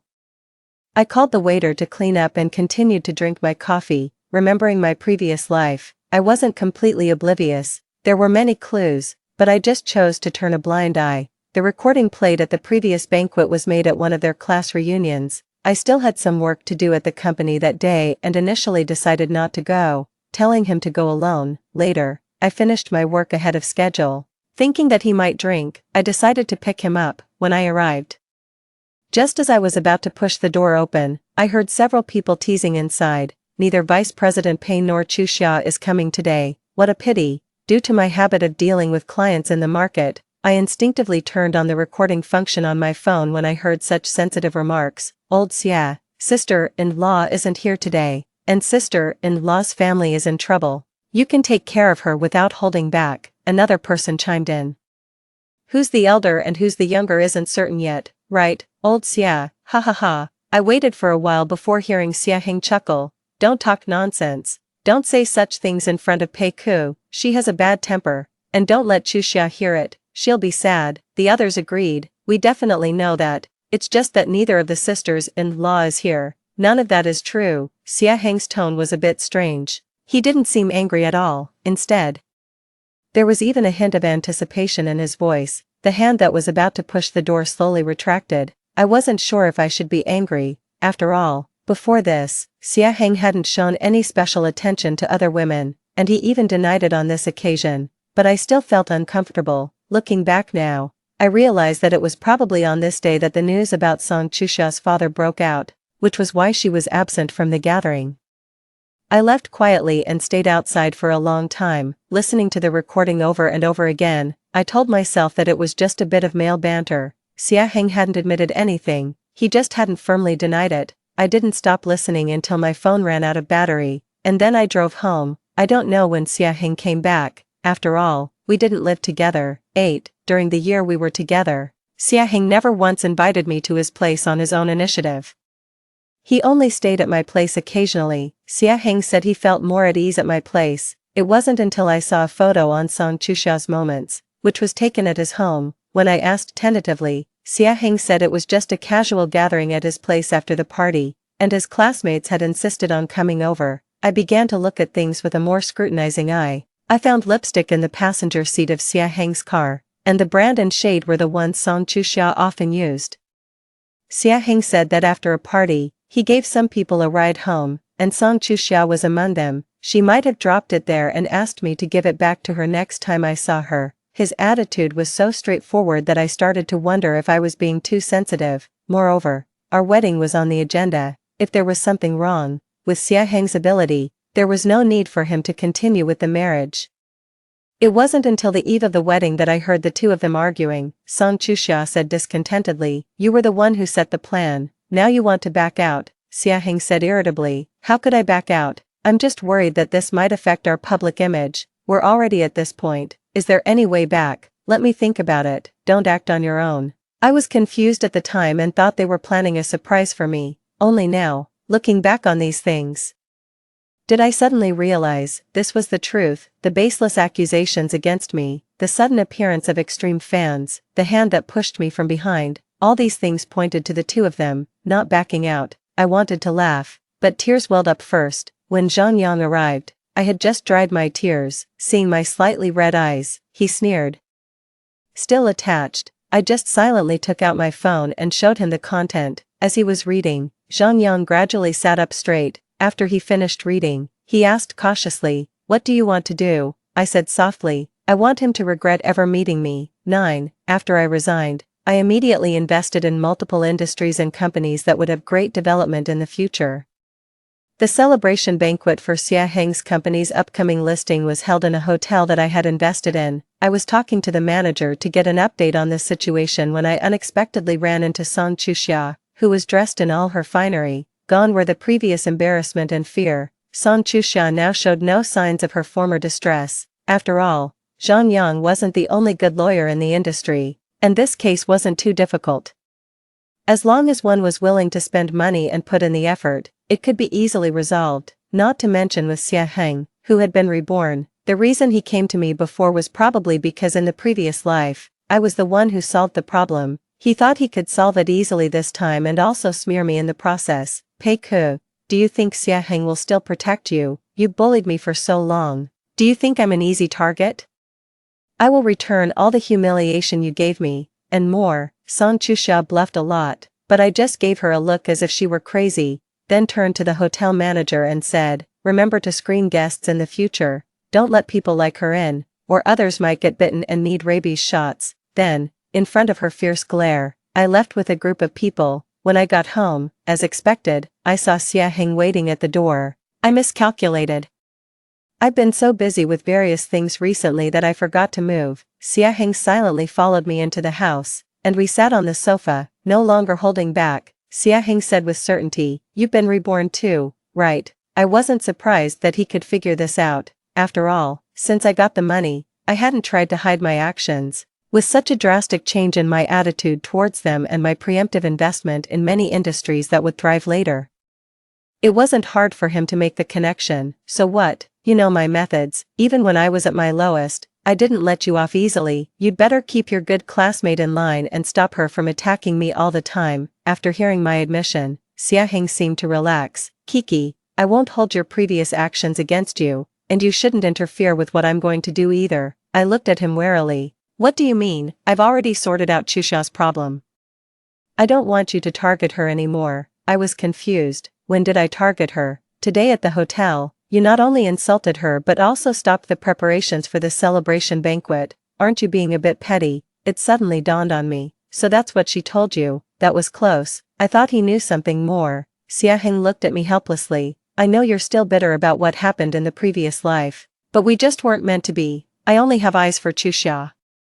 I've already compensated you with money for what happened before. Stop making a fuss. There's no future for us. I looked at him in disgust. Since being reborn, I've been focused on my career, but since his rebirth, he's been obsessed with romance. I overestimated him. I stood up, opened the door, and motioned for him to leave, not even wanting to say another word. Xia Heng sighed and got up to leave. When he was outside the door, he turned back as if he wanted to say something, but I slammed the door in his face. I wasted my meal today. I feel like throwing up now. 10. There was still a week left before Xia Heng's company went public. Knowing that I was the major shareholder of the hotel, they changed to another one. The press releases were already in the works, and Song Chuxia was ready to ring the bell with Xia Heng. She even sent me a message. Do you regret not holding on to Xia Heng? Let me tell you, Xia Heng has liked me since high school.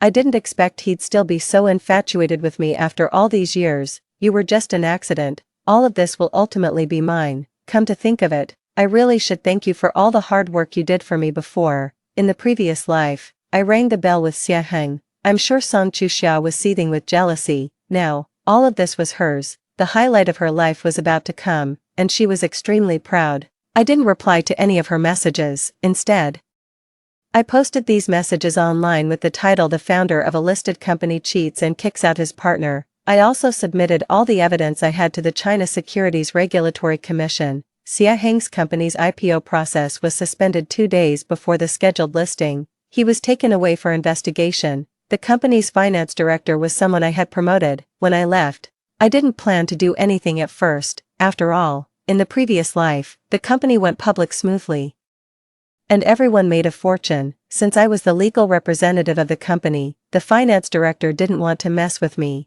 In this life, since I left early and the company's listing had nothing to do with me, the finance director, anticipating that he would also be kicked out, quickly made a copy of the relevant documents and sent them to me. That's when I realized why Xia Heng made me the legal representative in the previous life and why he was so eager to push for the IPO when the products weren't fully developed. His real goal was to raise money fraudulently. The so-called industry-leading product performance indicators and impressive financial statements were all inflated, and I, as the legal representative, was set up to take the fall. Remembering what he said to Song Chuxia on the eve of the wedding, I won't back out. My hatred burned even stronger. Xia Heng topped several trending topics, both in the financial and entertainment sections. In an interview with reporters, I said firmly, Song Chuxia meddled in my relationship with Xia Heng. As a woman, I originally didn't want to make things difficult for her, but she kept pressing me, constantly smearing me. She used misleading video edits to confuse the public and privately humiliated and slandered me. I couldn't take it anymore, so I decided to speak out. Regarding the issues with Xia Heng's company, after obtaining the evidence, I simply did what a responsible citizen should do. I hope everyone will focus more on the legality and compliance of this matter rather than on me personally. Thank you all. After that, I left with Zhang Yang's escort. I won't interfere in Xia Heng's affairs anymore. I'll leave everything to the law. He will receive a fair trial. And I will have an even brighter future. When I came out of the elevator, Song Chuxia suddenly rushed out and was about to stab me with a knife. I turned around, and the bodyguard behind me immediately stepped forward and kicked her flying. I quickly called the police. While waiting, I looked at the person who seemed crazy and said, "Do I look like such a stupid person?" I was indeed stupid in my previous life, but now I'm Nyo Kalu Peiku. Since Xia Heng was arrested and Song Chuxia went missing, I've been on guard against her. Xia Heng wasn't surprised at all when I readily agreed to help him. After all, I've always put his needs first. And this, it seemed that Song Chuxia had also been reborn. Great, this would make the revenge even more satisfying. I looked down at her and said, "You forgot that even when I died in the previous life, you didn't have a good life either." She was so angry that her whole body trembled, and she pushed me away forcefully with her hand. She still had the knife in her hand, and I didn't ask the bodyguard to take it away. Song Chuxia was taken away by the arriving police.